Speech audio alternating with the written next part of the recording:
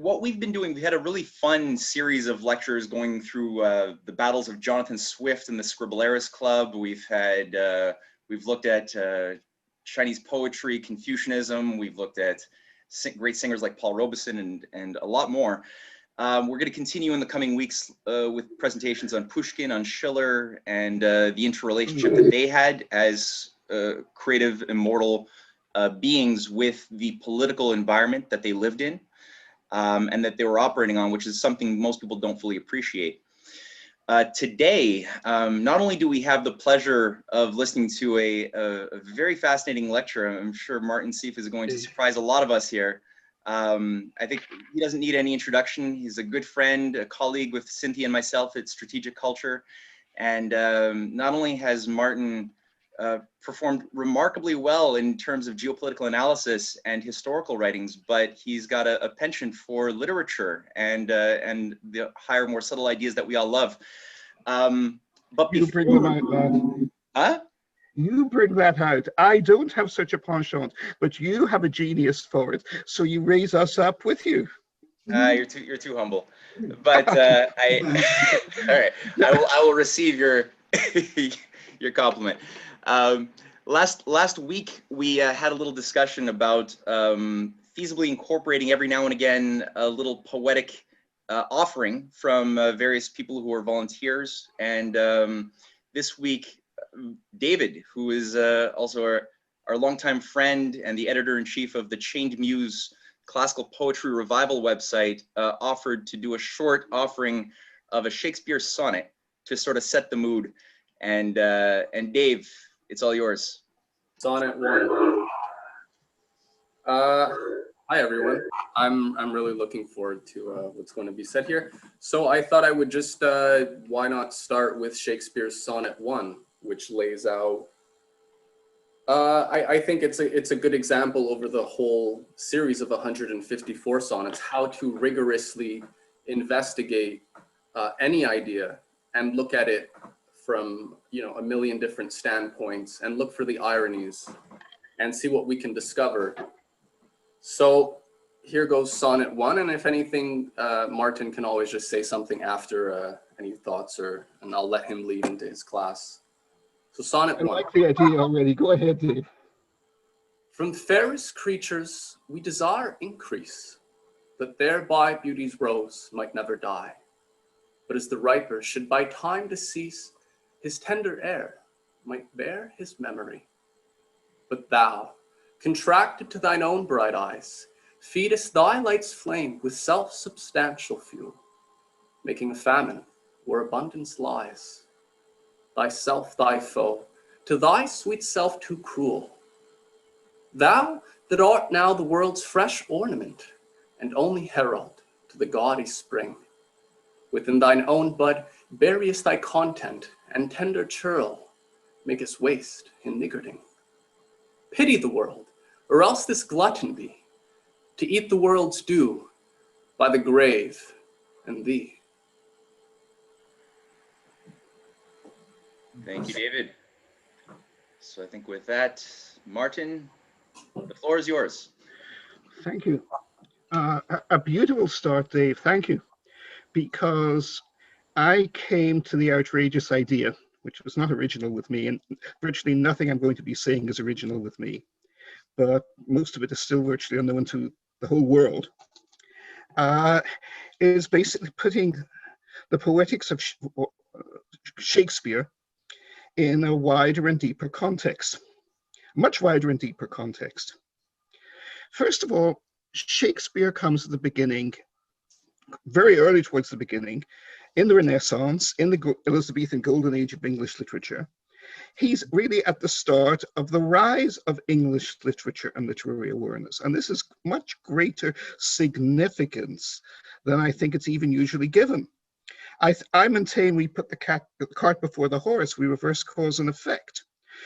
It is often assumed that because British civilization, British empire, British power, British definitions of government, even the English language itself, spread across the whole world, that this is where the global fascination for Shakespeare comes from that Shakespeare rode to his global eminence on the back of British world power.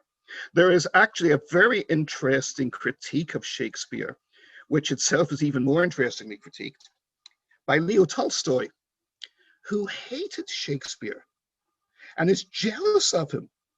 Of course, Tolstoy in War and Peace and Anna Karenina produced two of the greatest novels, two of the greatest examples of what the novel could and should be in all of human memory, in all of human existence.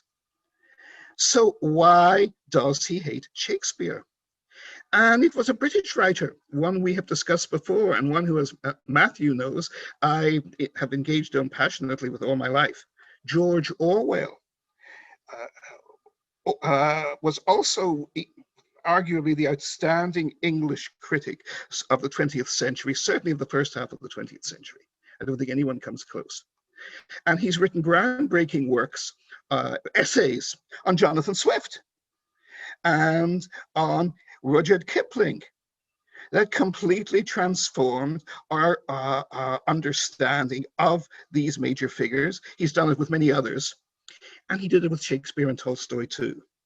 He responds to Tolstoy 60 years after Tolstoy's ferocious attack on Shakespeare, because Tolstoy is not just disagreeing with the philosophy of Shakespeare, he is trying to rob Shakespeare of poetic significance. He says he's an overrated writer. He's a joke.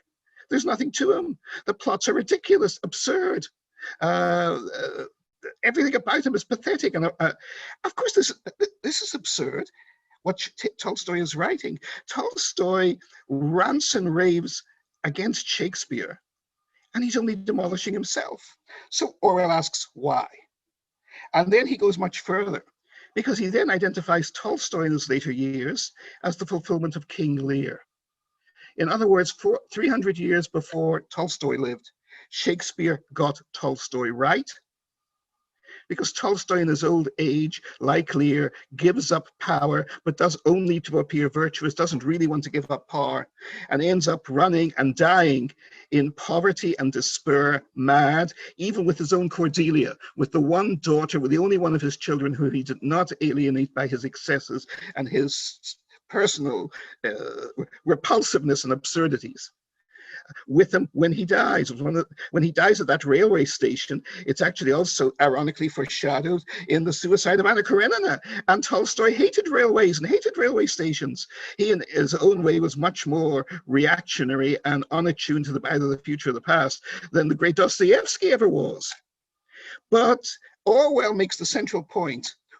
Above all else, Tolstoy is not merely jealous of Shakespeare, he is terrified of Shakespeare. And the reason he is terrified of Shakespeare is because Shakespeare has a universal sympathy with humanity. Shakespeare does not judge. He, in his plays, well, actually he does, a very strong moral sense in Shakespeare, hugely strong. But he produces his characters, and some of his most mindful characters know their villains, know they are flawed, revel in it. There is an infinity. Shakespeare understands that in human nature, there is an infinity of variation. And he's ready to take people at their own value. Characters saying, well, if I am a villain, I'm going to glorify him being a villain. I'm not going to be ashamed of it. Right? There is this element to Shakespeare.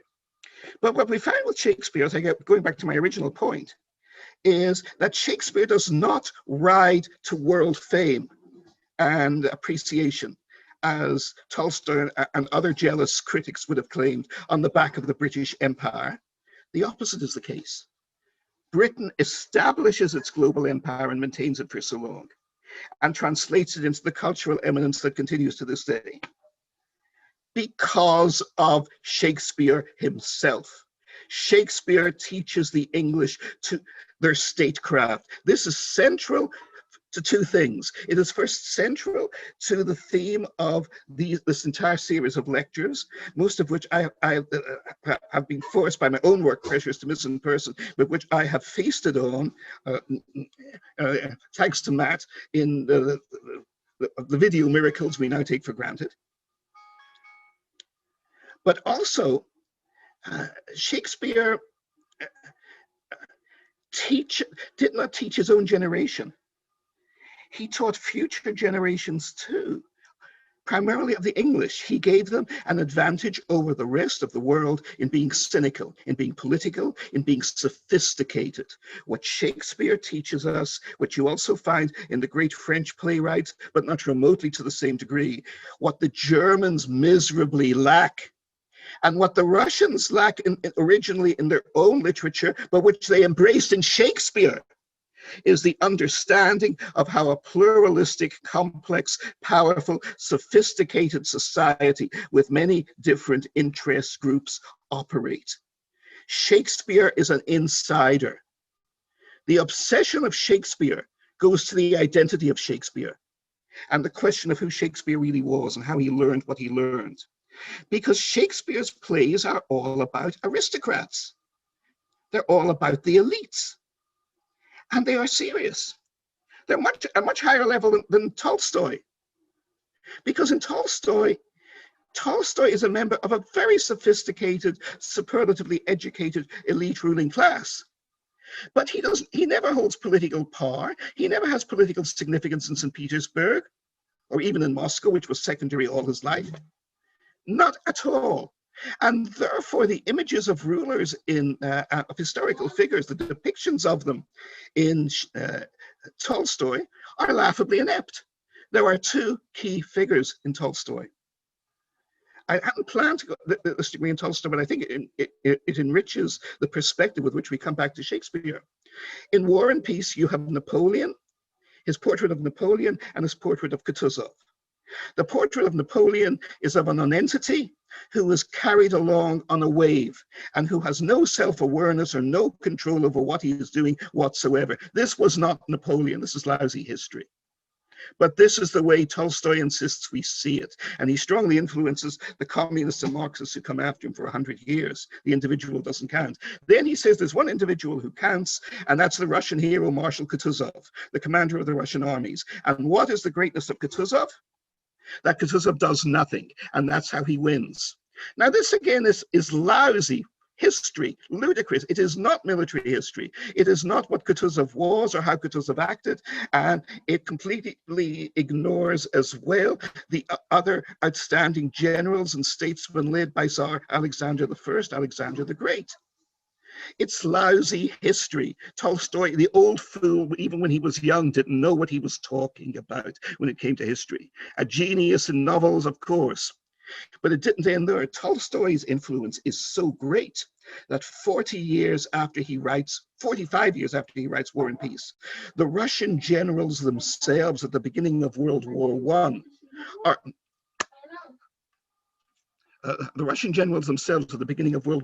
are convinced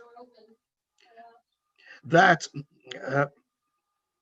the way to beat the German army in World War I, General von Mackensen and Hindenburg and Ludendorff and Hoffmann and their legions, is to do nothing, because that's what Tolstoy tells them the great saint Kutuzov did in 1812. And it's a catastrophe. They lose the Second Army. It's an earlier version of Stalingrad in reverse at the end of 1914. Solzhenitsyn writes a magnificent novel about it, which has been ignored in the West, even though it's been in Western translation for many decades, even generations now. August 1914, the first great novel of the great series of four red wheel novels.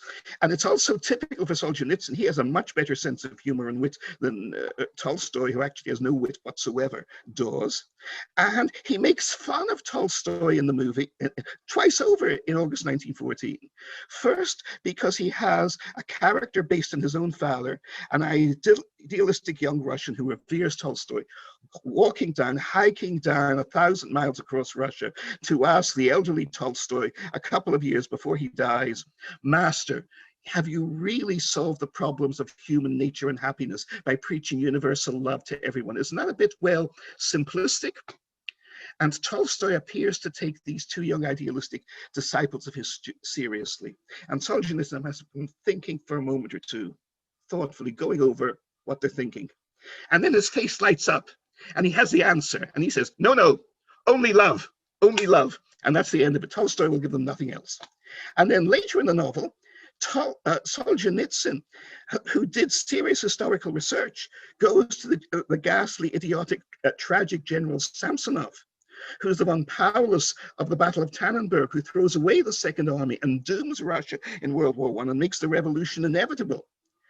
He and his fellow generals model their conduct and their philosophy of war not on Clausewitz, not on Sun Tzu, certainly not on what the Russians actually did to beat Napoleon. They modeled it on Tolstoy's interpretation, Tolstoy's myth of Napoleon.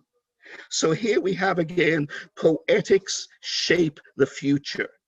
Poetics shape the way we see the world. And Tolstoy, who rejected Shakespeare, got it all wrong. But Shakespeare got it all right. And because he got it all right, he teaches ruthlessness, cynicism, political sophistication, and even historical analogy and history and the study of history to generations of English people. Shakespeare writes this enormous tranche of plays. I didn't even bother numbering them. There must be what, 11, 12 of them on the history of England. Now, he does so for several reasons. It's very clear. First of all, he's obviously fascinated by it. Secondly, it's easy for him to do because he's got Holinshed's Chronicles to hand. He doesn't have to come up with plots. The plots are already there in the history. But nobody has really done this before. Nobody has written documentary history before. Shakespeare, in his classic plays, is doing several things. First of all, he is pioneering the documentary historical novel. What Herman Wouk ploddingly does in The Winds of War, Shakespeare has already done for 400 years of English, 300 years of English history. Let's say from King John down to Henry VIII. That's what he's done. Which means he had to know this, or had to have the capability of learning all of this. But second, and far greater even, these are not fairy tales. Shakespeare knows from the inside how government works, and he knows from the inside how political power works, and he knows how modern intelligence service works. There is no 16th century English writer or playwright, apart from Shakespeare and one other individual before him, whom we are coming to, who has any wit about this whatsoever. None. Where did he learn this? Now, the myth of Shakespeare, and I think even the discussions that we had, I was listening to in the 15 minutes before here, very relevant to this. The point about people accepting the absurdities about, the liberal absurdities about Biden and not questioning any of them. And the way in which brainwashing works, there is one very crucial factor that comes in here. And that is, people don't want to learn. They don't want to change. Once absurd ideas are in the minds, not just of individuals, but of entire societies, Newton's laws of motion come into effect in a psychological way. There is momentum and there is lack of momentum. There is an inert mass, and you need to develop massive momentum to move that inert mass in psychology, just as you do in physics. There is a physics of the mind. For 400 years, the British people have been convinced that Shakespeare was Shakespeare, that Shakespeare left school at the age of 12, that his wife and daughters were not merely functionally, that they were totally illiterate, that they could not even sign their own names, that he had no library, and yet he was the greatest playwright in the English language who ever lived, and argued up there, certainly in terms of output, even beyond Homer, even beyond the great Sophocles, even beyond the sophistication of the great classical Greeks. How did he get to be that way? A lot of people, many of the most serious writers in British history, first of all, question this. Charles Dickens was convinced that Shakespeare did not write Shakespeare. I have here, Calvin Hoffman listed this about 65 years ago.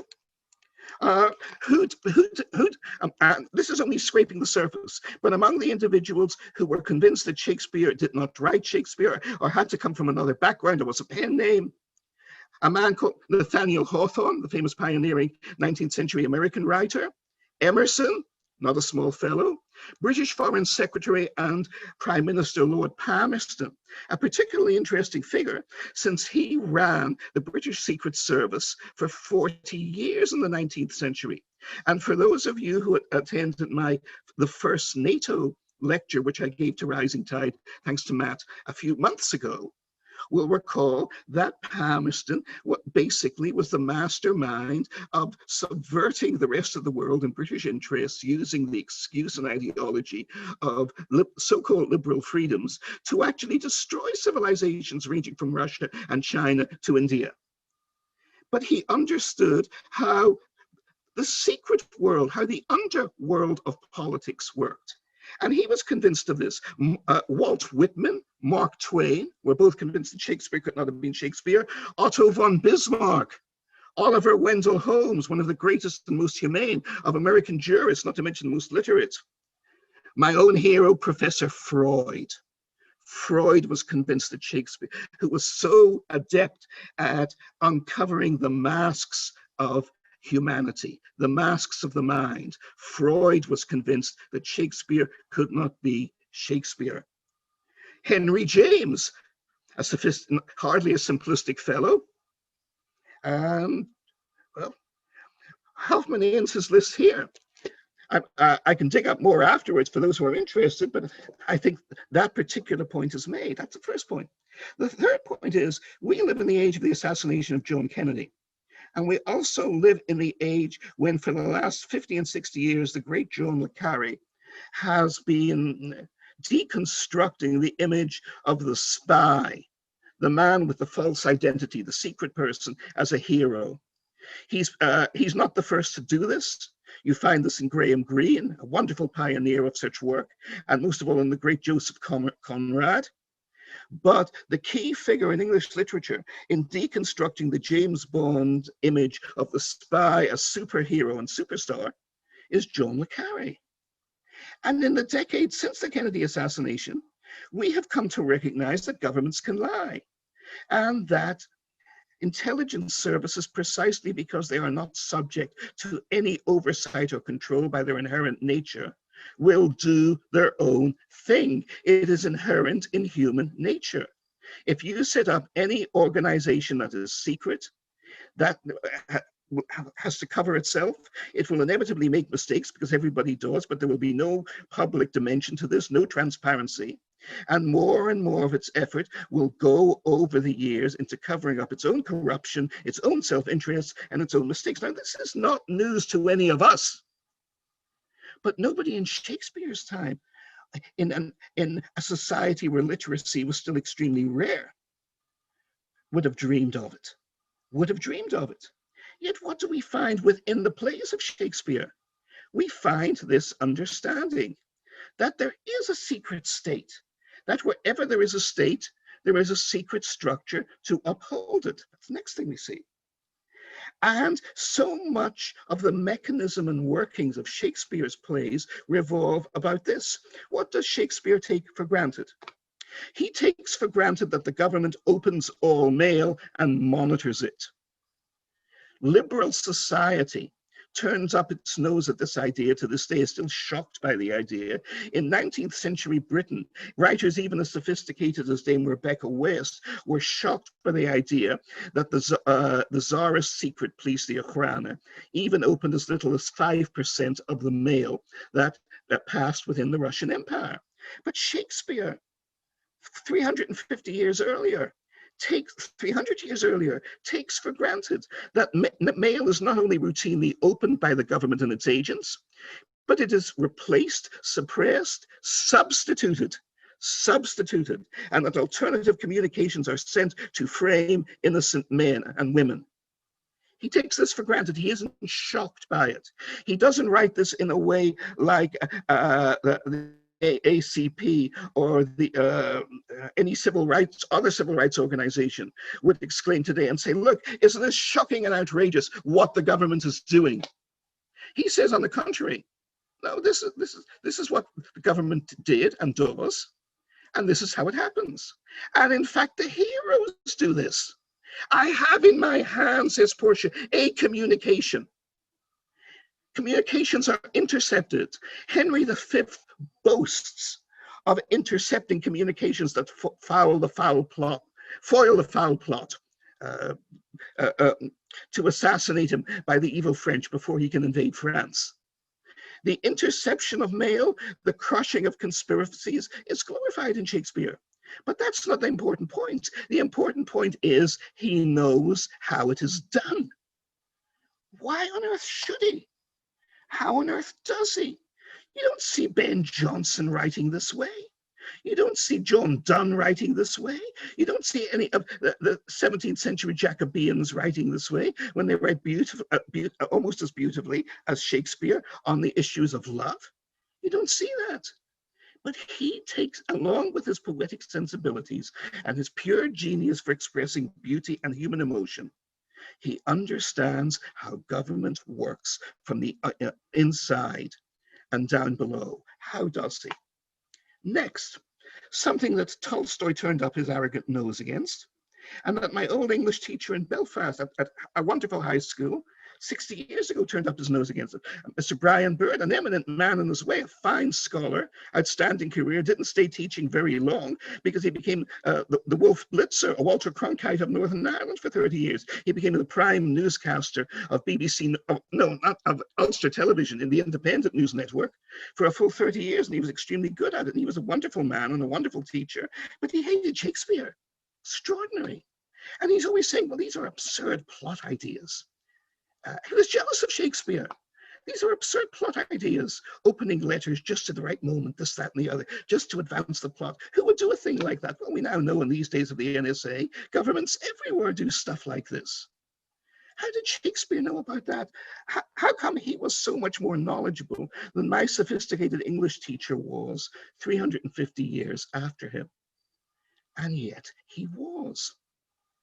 There is another dimension to Shakespeare. And that is, hold on a moment here. Yes, the strange mechanisms in his plays. There is an obsession in his plays. More in less in the histories, because the histories are, as I say, tied to reality, tied to Holinshed, the documentary plays. But in the comedies, which he does make up the plots of, there is repeatedly, in Twelfth Night, in As You Like It, and in the tragedies in King Lear, innocent men and women are repeatedly accused of foul and monstrous Macbeth, the Scottish play, of crimes they did not commit. The innocent accused flee for their lives. Then they come back to the court disguised as fools or idiots, or even as the other sex, as Viola does, right? And then bring the miscreants to justice. They bring the miscreants to justice. They fake their own deaths and come back. Isn't that ridiculous? And why on earth does he do it again and again and again? Well, according to Brian Bird, it's because he has no imagination. It's because he's a hack. Does anyone here believe when Shakespeare was a hack? I would maintain, I do maintain, of course, that on the contrary, what Shakespeare was doing was autobiographical. The greatest writers always write about their own experience. We see this in Solzhenitsyn, we see this in Dostoevsky, we see this in Tolstoy, we see it in Jane Austen, who is particularly interesting this way because nothing happens to Jane Austen in her life, apparently. And yet Jane Austen is again a product of English civilization at its most sophisticated, at its most arrogant, and therefore at its most complex. So she is literate, and she has read Shakespeare, and she has read many other things as well. And that she is coming out of the wonderfully, she has a very different verbal style from the Augustan 18th century era writers who preceded her. But she is still marinated in them. So she is sophisticated and she is witty and she understands the complexity of human emotions because she felt them herself. Incidentally, I would recommend to people here, going back again to Tolstoy, the first 200 pages of War and Peace. I had not reread it in 30 years. And a number of years ago, I had to spend a couple of winters working in northern Kazakhstan in their fascinating new capital, Astana, which is a glorious place to be 9 months of the year. But in the 3 months of winter, it's siege society. Temperatures of -40 Celsius with -40 Celsius wind factors on top of that as well, right? You survive that, you at least have the pleasant illusion you can survive anything. So you also bring lots to read as well as lots to get drunk on. And I found Solzhenitsyn and Tolstoy did not let me down. Oh, of course, Dostoevsky, but he was a bit too gloomy for the long winters, so I stuck with Tolstoy and Solzhenitsyn. But the first 200 pages of Tolstoy, you could be reading a Jane Austen novel. People forget that. I had a girlfriend who got a first in Lit half a century ago at Oxford, and she turned up her nose at Tolstoy. She knew he was a genius, but the reason she turned up her nose at Tolstoy wasn't because he disapproved of Shakespeare, but because he wrote about battles and wars.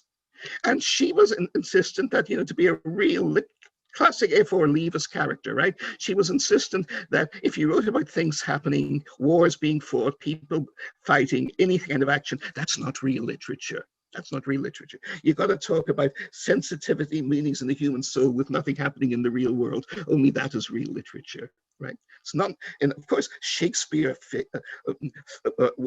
she would have given a failing grade to Shakespeare on this, right down the line, simply absurd. But she loved Jane Austen. But so did Tolstoy. The first 200 pages of War and Peace are Tolstoy writing a Jane Austen novel of manners about St. Petersburg society. When Pierre comes in, he's the hick from the provinces, but he has a good heart, so all should be forgiven. He marries the wrong woman. He's manipulated by people who he shouldn't marry. And meantime, here is lovely, sweet, young, innocent Natasha running around going, in her innocence before she comes across the first wrong person in her life as well. And he does it very well. And he does it wittily. But he's being Jane Austen. The joke in Vienna in the 1850s was that Brahms' first symphony should have been called Beethoven's 10th, because he was so influenced by Beethoven. And you can see it when you can hear it when you listen to Brahms. Personally, it's my favorite one of Brahms' symphonies, which tells you what I think about Beethoven, which is also pretty cool. But there you are. In the same way, the beginning of War and Peace is the great Russian novel of wit and manners that Jane Austen should have written, so Tolstoy wrote it for her. And it's only when he goes to war, and he'd seen some war himself in the Caucasus, where there is still war today, of course, that Tolstoy really becomes Tolstoy and becomes Russian and goes his own way.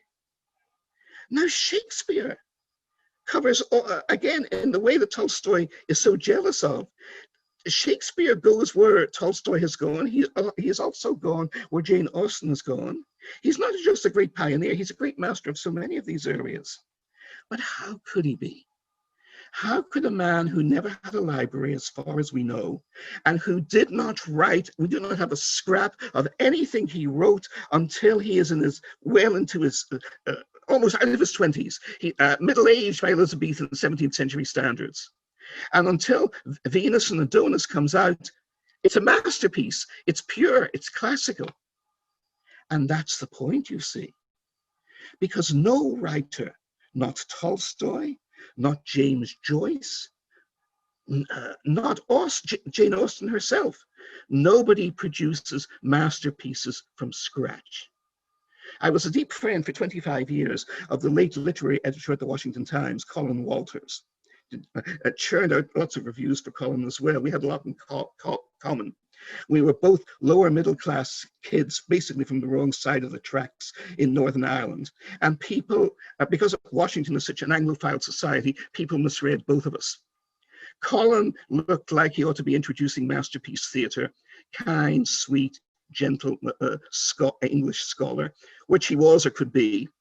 And you could see him in Alistair Cook role, or the Diana Rigroll, you know, sipping his tea and nibbling at his scones, except of course in my friend's case, the tea would have been, a teacup would have been filled with gin, and the scones would have been heavily cooked and laced with illegal substances, right? Colin, but that was the point. Colin was not what he appeared to be. And people looked at me and they saw a brilliant, lovable young Jewish intellectual. And they did not see a working class or lower middle class kid off the wrong side of the tracks from Northern Ireland long before I ever went to Oxford. And Colin and I could see through each other and understood each other. And we rejoiced in hiding in plain sight. Well, of course, Shakespeare has this sense of complexity in his characters. King Lear's favorite fool is not the fool, it's Edmund, a brilliant young man who is pretending to be mad and a fool when he is nothing of the sorts. Macduff signs the death warrant of his own wife and children. When Macbeth happily says, well, those two bastards who killed old King Duncan, what did you do with them? Oh, they weren't worthy of living. I killed them. By the way, a Lee Harvey Oswald moment. James Jesus Angleton, the great, if that's the word, dark spy master of the agency from the 40s through into the mid-1970s, was known to be passionate about the works of William Shakespeare. Maybe he got the idea from there. Every political assassination in our modern age that needs to be denied needs a convenient scapegoat. But Shakespeare already knew this. And the characters are conveniently killed off, just as communicators are. Tom Stoppard wrote a wonderfully witty play, a Czech Jew who embraced English culture and civilization. So he has the love, he has the passion, but he also has the perspective of the outsider. Rosencrantz and Guildenstern are dead. In Hamlet, Rosencrantz and Guildenstern don't even have anything to say. They're just characters who are sent off without saying anything on a mission. And then to advance the plot and to cover up the incredibly complicated maneuverings and plottings of the court, they're killed off. And somebody comes in and tells either the king or Hamlet, doesn't matter who, oh, by the way, Rosencrantz and Guildenstern are dead. End of story, forget about them, right? And Stoppard loved the idea that Shakespeare was so casual with the conception of human life, that as long as it advanced the story or the main theme, he didn't give a damn about the characters otherwise. So he writes this wonderfully witty play about Rosencrantz and Guildenstern and the kind of guys that they are, and their doom has been written for them, and it's inevitable, and they've been set up for the big sleep, they've been set up for the big drop. They're the fall guys for political intrigue. Now, how does Shakespeare know that governments and princes and kings work that way? Why does he indeed take it for granted? If he is Shakespeare, there is no explanation. But of course, before there was Shakespeare, there was someone else, Christopher Marlowe. The most tragic loss, so we are told, in the history of English literature. Now, I'd like you all to do something here. I'm not sure if it can be done while you're watching or listening, but I mentioned this to Matt before. Can we do it in the Zoom, Matt, or should people do it separately? I'm fine either way. The image. You're referring to the picture you asked me to. Yes, exactly. Okay, yeah, I could open that and just share it here on the Zoom so people can. Let's do it now. You're going to see the only image known, and it was not known until it was discovered by accident in the 1950s, of Christopher Marlowe, a painting made of him at his Corpus Christi College in Cambridge. Okay. And beside him, you see the bard. Now, do those faces look familiar? Do they look similar? Is the moustache basically the same? Is the shape of the haircut the same? The shape of the eyes, the great eyebrows, the tilt of the chin? A man who could not grow a respectable beard even in his 20s.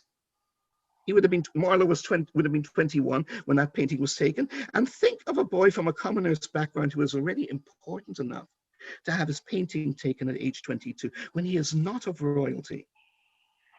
And then we look at Shakespeare. Apply some software recognition to both those pictures, or to one of the most famous images in human history now, for 400 years, the face on the folio. The face of, quote, William Shakespeare, but clearly the face of the writer who was taken to be William Shakespeare. Does anyone miss the point? Thank you. I thought I would not be disappointed in any of you. We're looking at the same man. Now, according to conventional history, the figure on the left, Marlowe, is the most brilliant young writer in the history of English literature. By the time he is 29, he has produced an enormous volume of work in precisely the areas that Shakespeare later shines. He writes historical dramas. He writes wonderful sonnets and love poetry. He has also a degree, an honors degree from Cambridge University. He does not appear to take his degree because he is away out of the country. There appears to be no love for him among the masters of Cambridge University. He is denied his degree. And yet it's a matter of historical fact in all the biographies of Marlowe that Lord Burleigh, the second most powerful human being in England under Queen Elizabeth herself, second only to her, the Prime Minister of the time, the Lord Chancellor as he was, tells the masters of the Cambridge colleges, give this fellow his degree. He was out of the country on matters of the greatest importance of state security and national survival. He tells them this. Give this man his degree. Not only is Lord Burleigh rubbing the noses of the Cambridge intellectual elite in the dirt, he is humiliating them, and so is Marlowe. How could Marlowe have that power at the age of 21 and 22? What services was he conducting for Lord Burleigh to do this? We actually know the scholarship on Marlowe is incredible but solid. He had been recruited years before by Sir Thomas Walsingham, the head of the English Secret Service over the previous 20 years, and the Queen's other most trusted advisor all his life. Walsingham, incidentally, like Marlowe, was very openly and joyously bisexual. Several more recent scholars on Marlowe believe that the two of them had an intimate physical love relationship, which I personally think was true and is certainly highly feasible. But Marlowe had risen incredibly fast. And like many young people who rise incredibly fast, he had a big fat mouth to go with it, and it got him into trouble. By 1593, Marlowe is being accused of heresy, of blasphemy, of atheism. And in the background, there are the allegations of sodomy, of open homosexuality, all of which will lead in the paradoxical public conditions of Elizabethan England to him being tortured to death. And his case is going to come up in the Privy Council. And he has defenders there. Lord Burleigh has been his defender. And he has his son and future successor, Sir Robert Cecil. Again, our old friends, the Cecil family, who produced Lord Salisbury, who runs British foreign policy and the Secret Service and subversive activities for half of the 19th century, descended from the same family. But we also have Walsingham, the great spy master.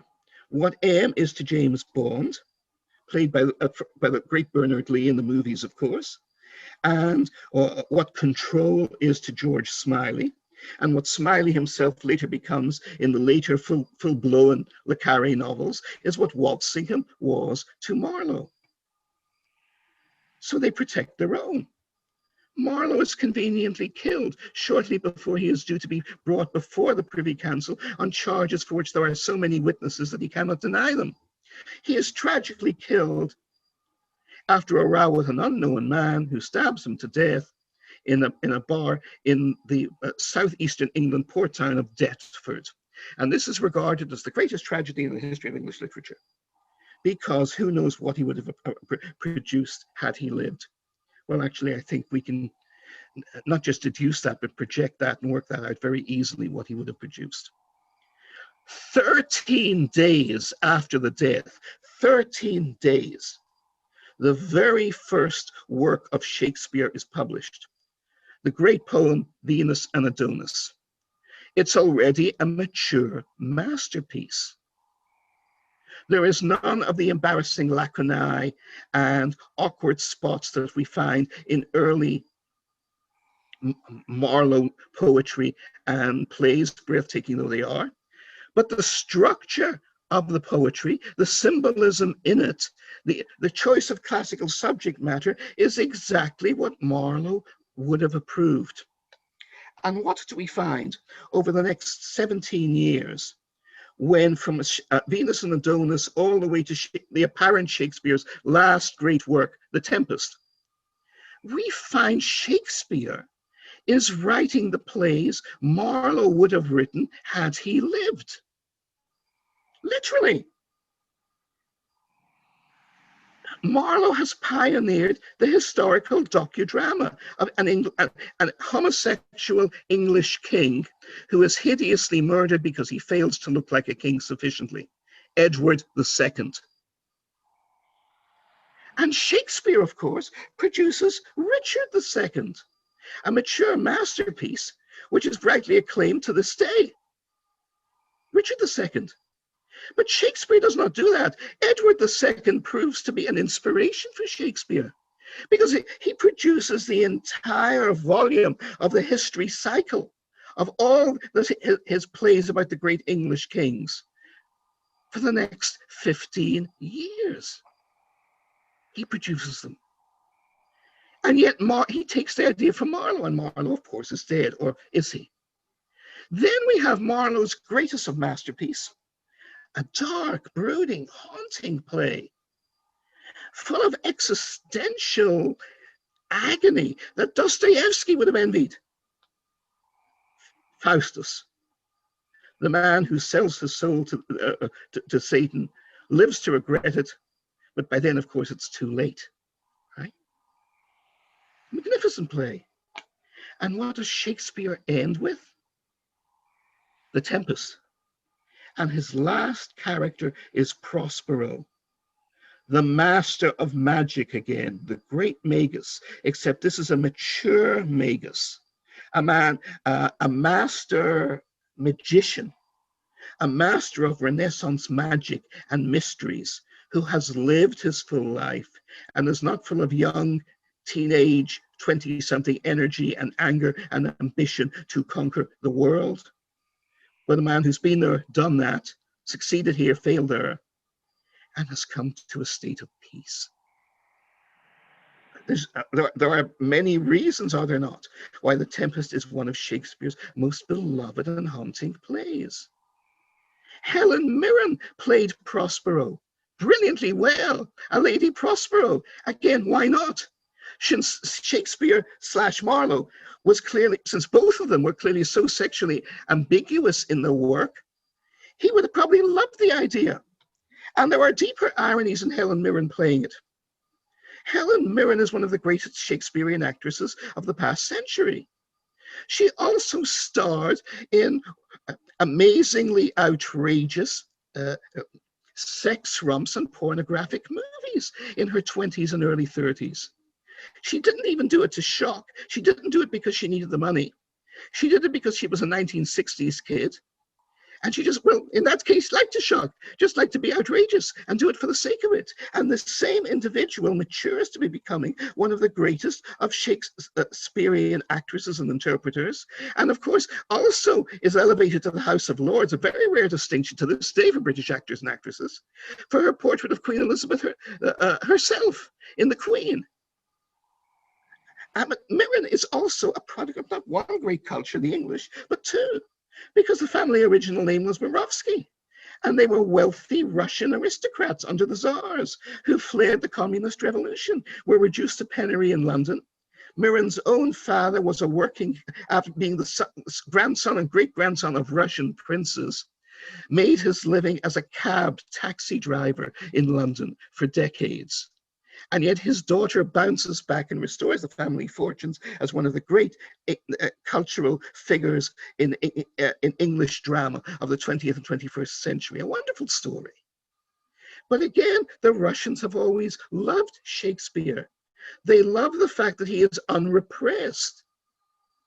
That it may have been Freud, certainly there's one critic who called him the magnificent barbarian. Shakespeare is one of the greatest intellects who ever lived. But you find when his characters, his heroic characters, carry out atrocities, they're totally unself-conscious about them. But again, as I say, if you look at the poetry, you look at the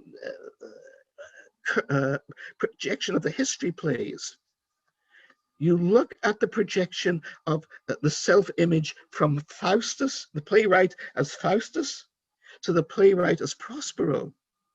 There is a continuity of development here.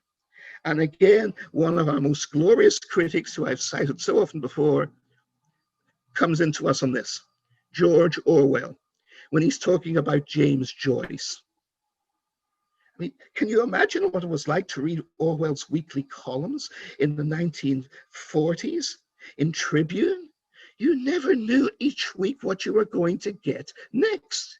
Here you are in the blackout, in this miserably gloomy, socialized, dark British society being bombed repeatedly by the Germans.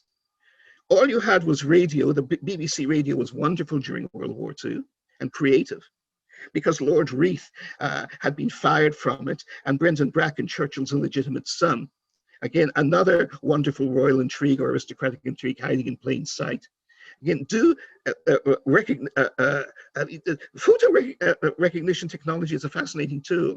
If you do it on Churchill's face and Brendan Bracken's face, see what you come up with. See what you come up with. Just superimpose an image of one on the other, just as I asked you to do here with Marlowe. Now you might ask, how can a man hide in plain sight like this? The answer is incredibly easily. This was an age before television and before even the still photographic camera. There were no images of anyone. How you looked was known only to a couple of dozen people in your immediate neighborhood and a little beyond. Otherwise, there was no, you could put on a fake nose, you could put on dark glasses, you could speak with a squeaky voice and wear a wig and pretend to be a lady. You could put and shave your eyebrows, or you could do the opposite as Viola does and shave your hair and button up her physical aspects that would reveal her to be a lady. And the audiences bought it. After all, no ladies were allowed to act at the Globe Theatre or in any other theatre of the time. It had to be boy players, male players, who specialized in pitching their voices octaves high and wearing elaborate clothes. And that's the nearest you could get to having Helen Mirren play Lady Macbeth, the Lady Scottish Queen. There was no fingerprinting. There was no blood typing. You only had the word of the government and the word of the individual that X was X. And especially if X or Y left the country and lived overseas, why could he be what he was? And even print editions were incredibly small compared with what we take for granted in the modern 19th, 20th, and 21st century worlds. They were incredibly small in number. So what is inconceivable to us in our society was extremely practical in their society. Now I've covered a lot of ground here, and tying it all up, that's rather a bit of a challenge, but I want to leave time for feedback and questions. And I think most of you, if not all of you, already know my penchant for happily talking for 6 or 10 hours before being reined in, if I'm allowed to get away with it. Don't need that. Here is something that should be so obvious that its very obviousness means that it cannot be accepted. Because can a society with tens of thousands of experts accept that they have been taken for fools that they never asked the simplest questions that they should have asked? It's the same thing that applies with getting away with false accusations and myths about President Trump and about the Kennedy assassination and everything in between. Once you have established the high ground, once you have controlled the initial public idea that people instinctively buy into, momentum is all on your side, and the more it's not true or absurd, the more you can find all these brilliant intellectuals to come up with 100,000 arguments why it should be so. And every time an argument is brought up, every time another generation passes, the momentum is increased. 65 years ago, the great modern pioneer of this theory, although the Marlowean identity suggestion goes actually all the way back to Thomas Taylor or Twelford back in 1821, so far as I can find out. I stand to be corrected on that. I've not done serious research on it. But there's an excellent Marlowean website out there on the theory, though very little work appears to be added to it in the past 5 years, but the work that was put up there until 2015 is of a very high quality and very thought-provoking. And again, people have different theories about where Marlowe ended up, what his final fate was. We can, if there's time to permit afterwards, we can bounce around this a little afterwards. But that's all much more hypothetical. What I've given you is actually solid. If you take the plays of Marlowe and put them against the plays of Shakespeare, the continuity of creativity is there. George Orwell discusses this in terms of James Joyce, which is why I went on to his point before. Orwell says there is a curve of creativity in Joyce. Joyce starts, as there was in Orwell himself, of course, but Orwell says Joyce starts with the Dubliners. Beautiful stories, masterpieces, gems, but they're all quiet, small, realistic, humanistic studies of life in Dublin in the beginning of the 20th century. There's no imagination to any of them.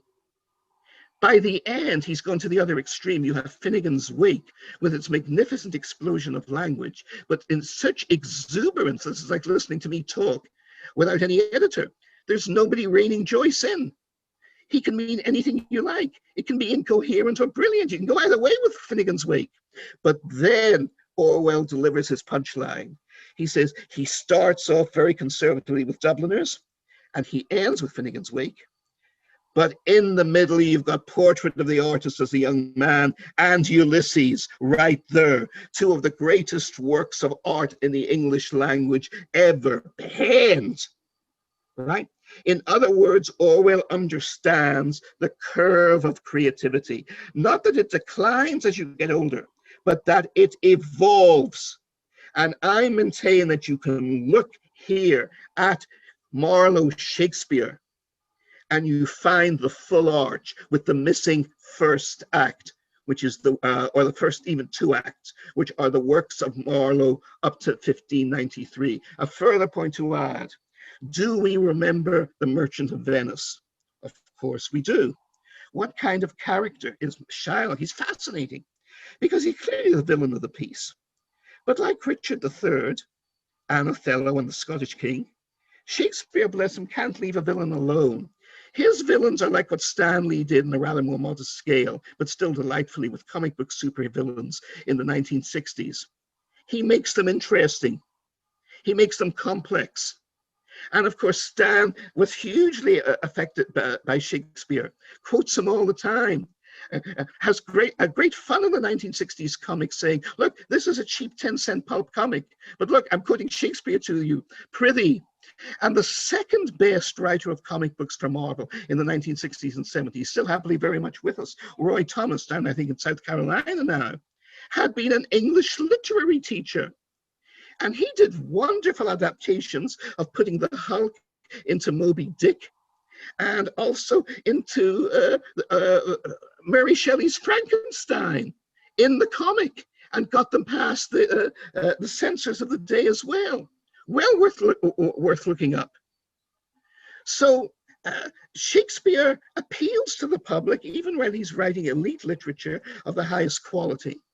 And the wheel goes full circle because he succeeds at influencing popular entertainers to this day in his own language and every other language, and continues to do so. One point Matt and I touched on when we were bouncing this these ideas back and forth a few weeks back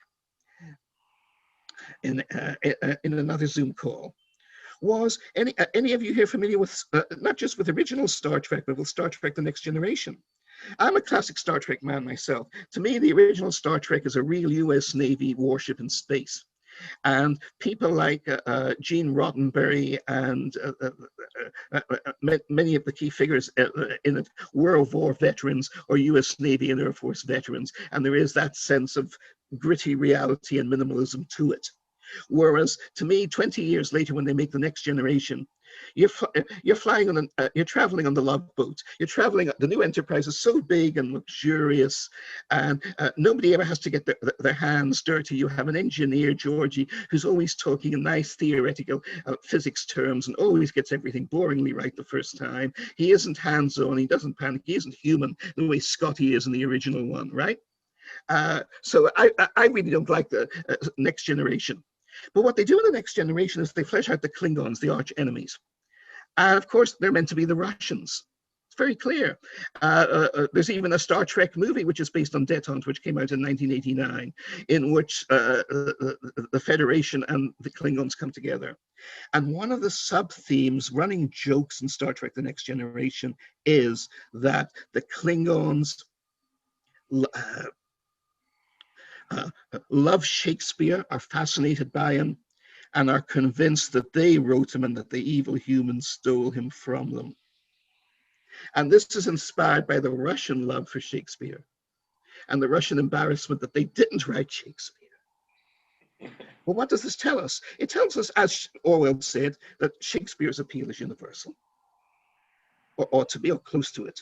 It also tells us, again, that Shakespeare especially appeals to empires, to the ruling elites and the intellectual classes, as actually we all are, of sophisticated, well-educated, long-established global societies. But was he simply an illiterate git from Stratford who learned, as serious Oxford scholars like that idiot A.L. Rouse laughingly claimed, he learned everything he needed to know in the University of the World? Wow. Find any interesting literature by people with degrees from that? No. No, you don't. There's my case.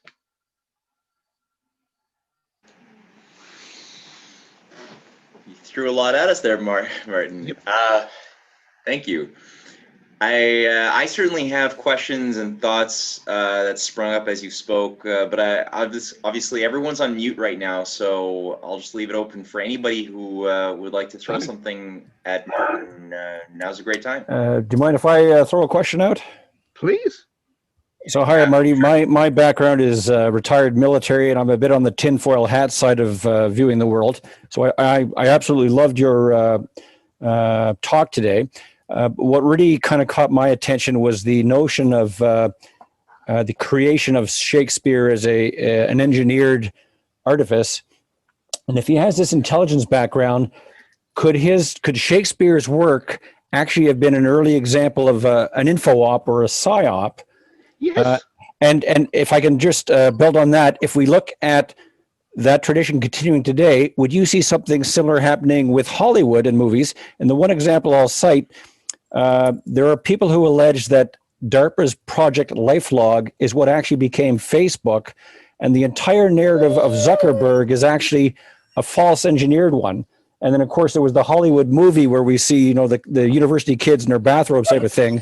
But the reality is it may have been a highly sophisticated software program. Sorry, I'm under attack by a basset hound here. That's not so bad. I was under attack before by my own daughter, who was blotting me out. So I envy you. Just the bastard. Yes. Go ahead, please. Yes, the hairy fiend is pawing me. But I just want to get your thoughts on: could we be seeing something similar, a similar tradition that continues in the Anglo-American Empire today? And the answer is yes, of course we could, and we have, because a book I recommend to everyone here, and it's not a conspiracy book at all, it's quite the opposite.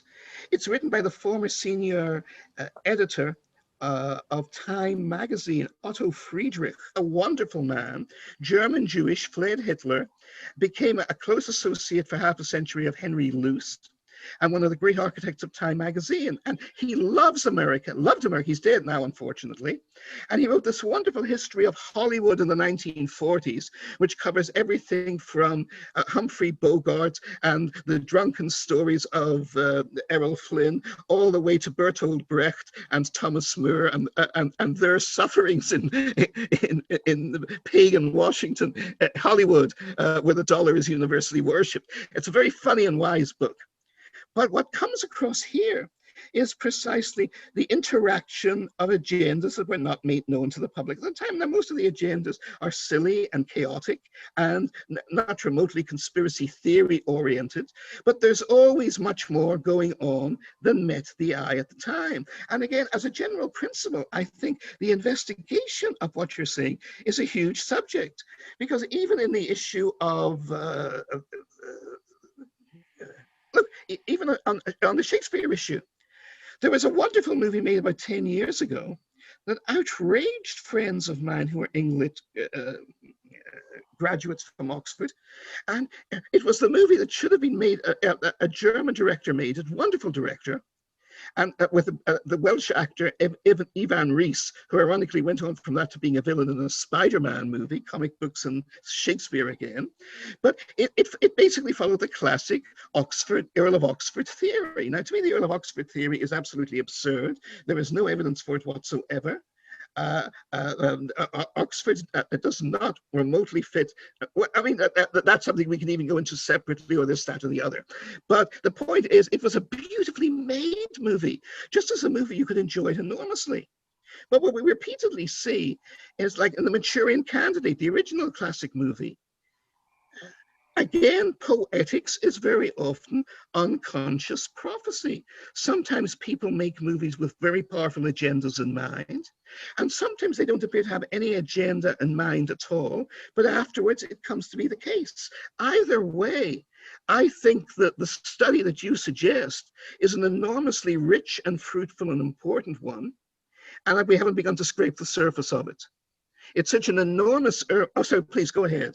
I don't want to monopolize this because I'm sure other people have great questions to add, but just along with what you're thinking, it's also occurred to me that, and this could get into your thoughts about Star Trek as well, if there are oaths of secrecy involved, whether it's state secrecy, whether it's occult or secret societies, you might be able to circumvent that via metaphoric disclosure as fiction in popular culture.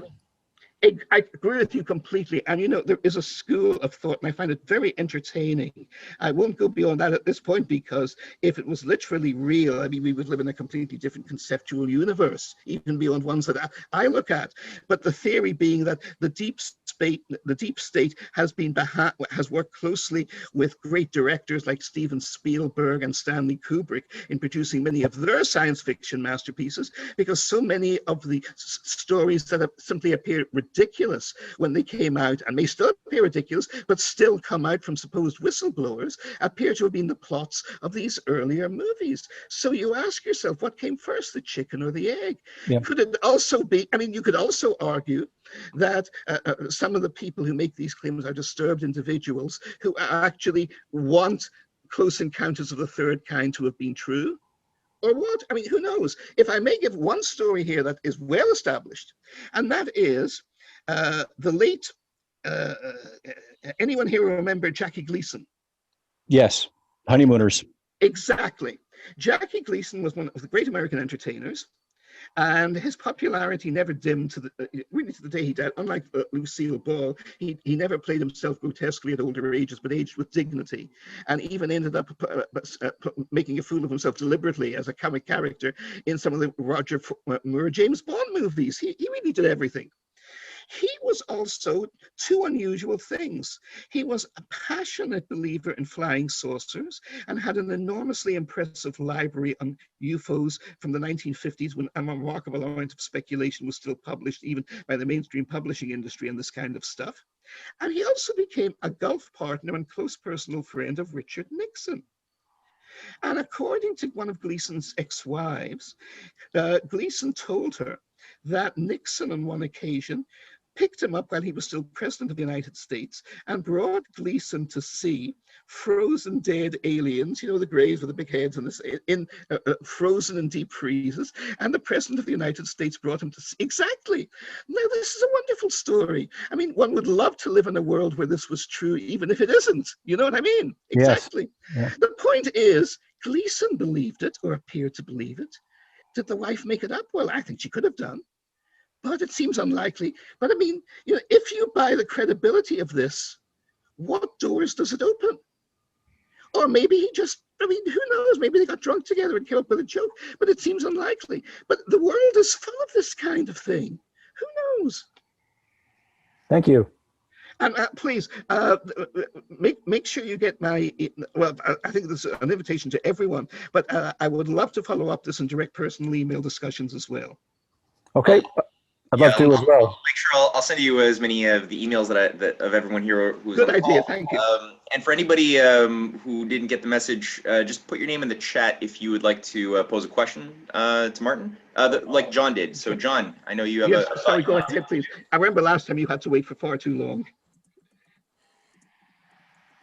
I have two comments. And one is that the question of the authorship of Molière has undergone the same kind of scrutiny in the French language as the authorship of Shakespeare. So there's this book, I got it from the author, Dominique Labbé, Si deux et deux sont quatre, Molière n'a pas écrit Don Juan. So if 2 and 2 are 4, Molière did not write Don Juan. And Dominique Labbé is a statistics researcher. He works mostly in political science in Grenoble. And he did statistical analysis of the Molière's comedies and concluded without any doubt that Corneille wrote all of Molière's comedies. Why not? And the similar kinds of discussions about the history of Molière. Molière was known as a sort of country bumpkin, very rich, very good. He clearly was. He was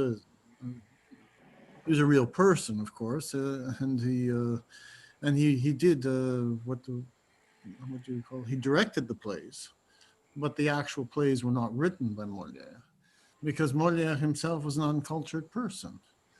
On the other hand, Corneille needed the money because he had to pay for the dowries of his 2 daughters, and he didn't have any rente.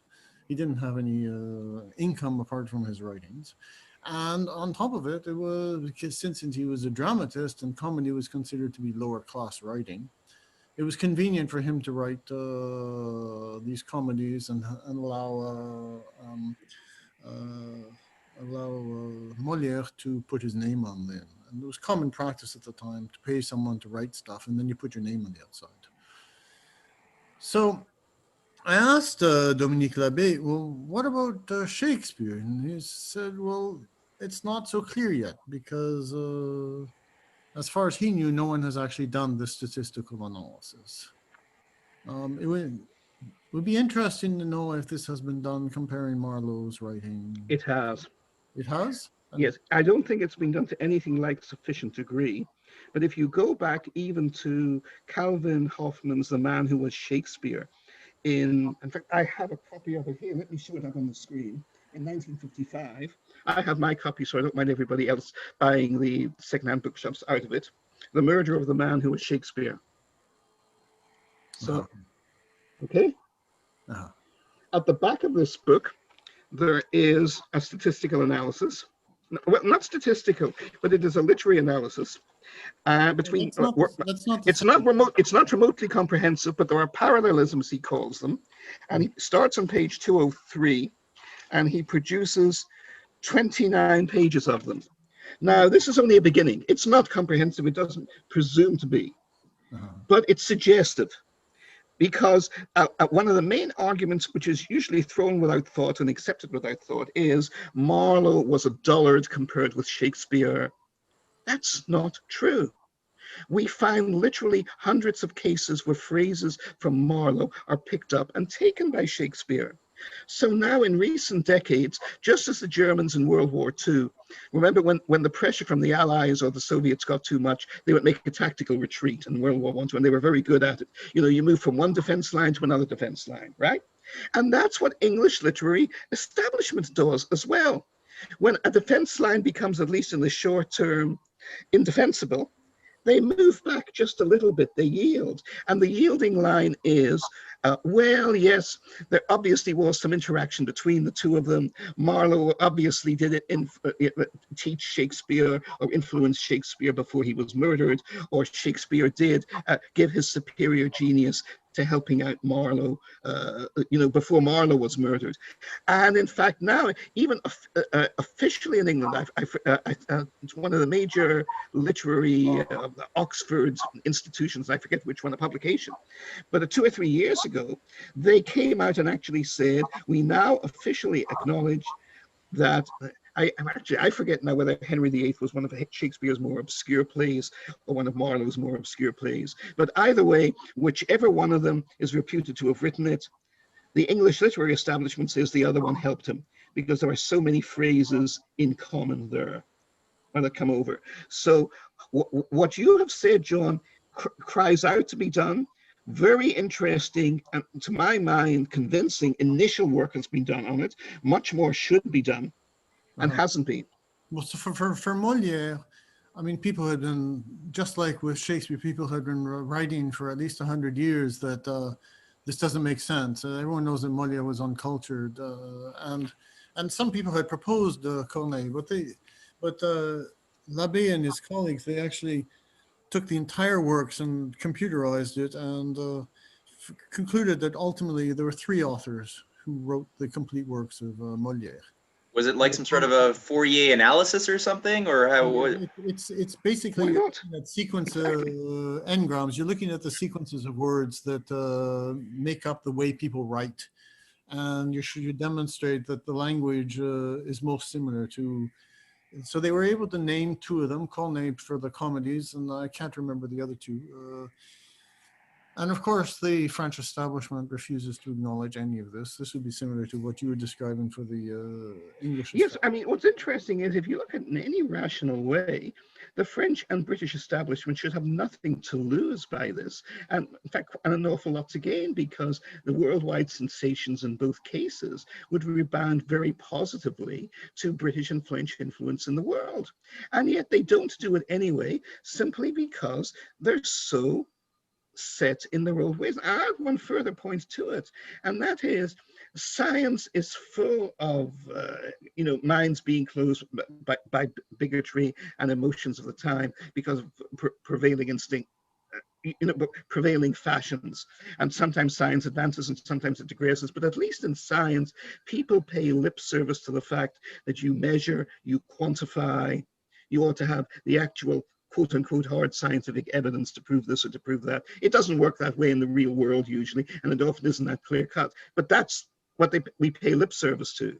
But in literature, there isn't that even theoretical restraint or control or parameter. So it allows them to get away with much, much more for much, much longer. So far, indefinitely. Yeah. A second comment is, I'm actually interested in the claim that Emilia Bassano Lanier is Shakespeare. So oh, I remember that one. Yes. So the basis for the claim is the huge volume of references to music in Shakespeare's plays, as well as to heraldry, you know, falconry. And Lanier was the girlfriend of the chief falconer in Elizabeth's court for a number of years.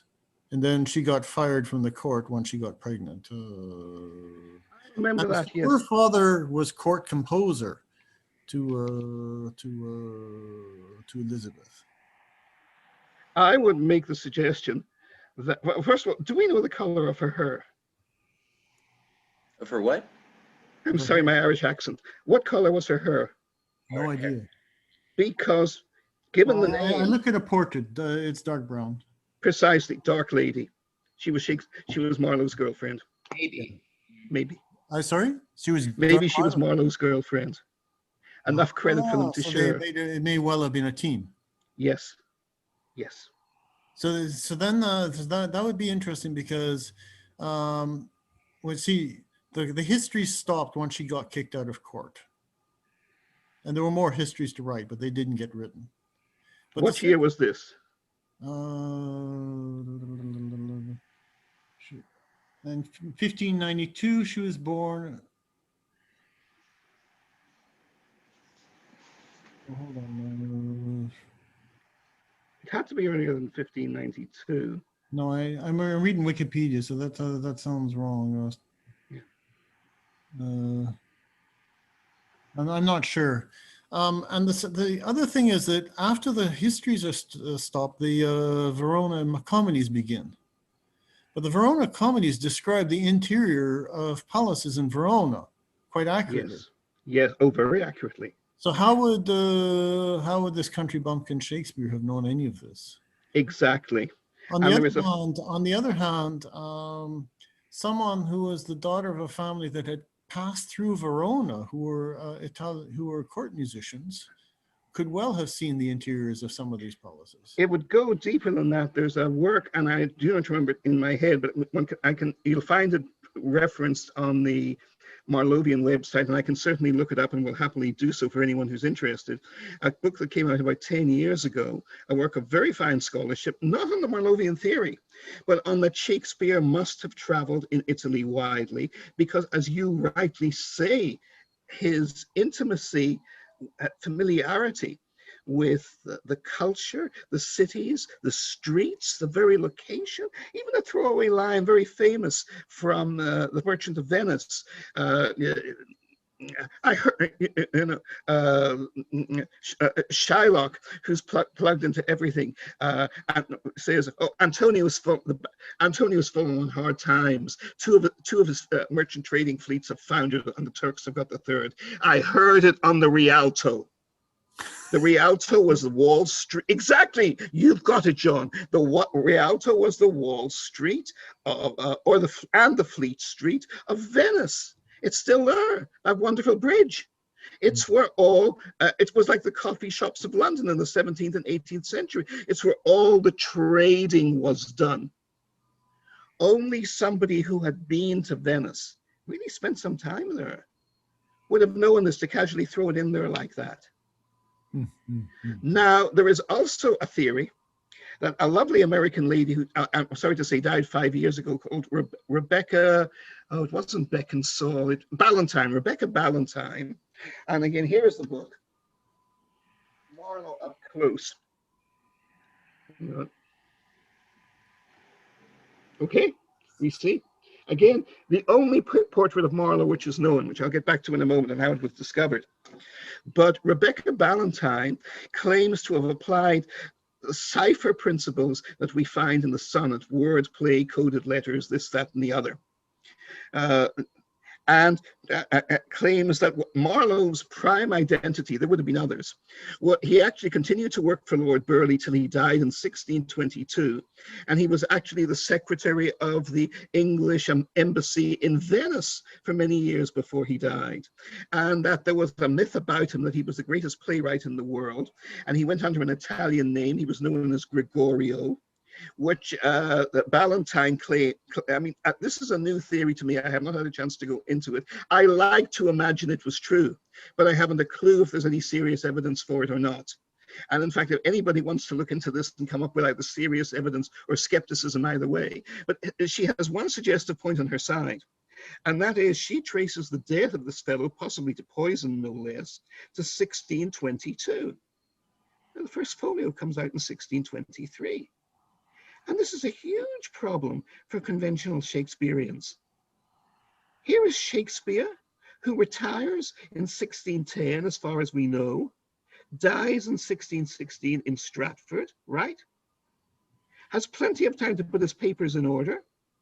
We know Ben Jonson was the closest thing he had to a known close literary friend, and was probably his literary executor, an outstanding writer and hugely energetic and productive himself. Why does it take another 7 years to put out the volume, which of course has the face, the real face, on the cover? What has become in the past 400 years the most famous face in the world, of a man who dwelt in anonymity in his own lifetime. So there are very powerful questions surrounding the first folio, and including arguments that Shakespeare may have made revisions to some of the plays, because the version in which they appear in 1623 is different to what may have been in earlier versions of it before 1610 or even before 1616. So there are very interesting questions open about the very publication of the first folio in 1623. And it's very clear that Shakespeare loves Italy, as you say. I mean, there's a line attributed to Ben Jonson, which again could even be deep state disinformation. People just make lies and, people stick with them, right? I mean, I can give you a wonderful example of that, not even of a lie, but of a wonderful myth that gets going through a simple mistake.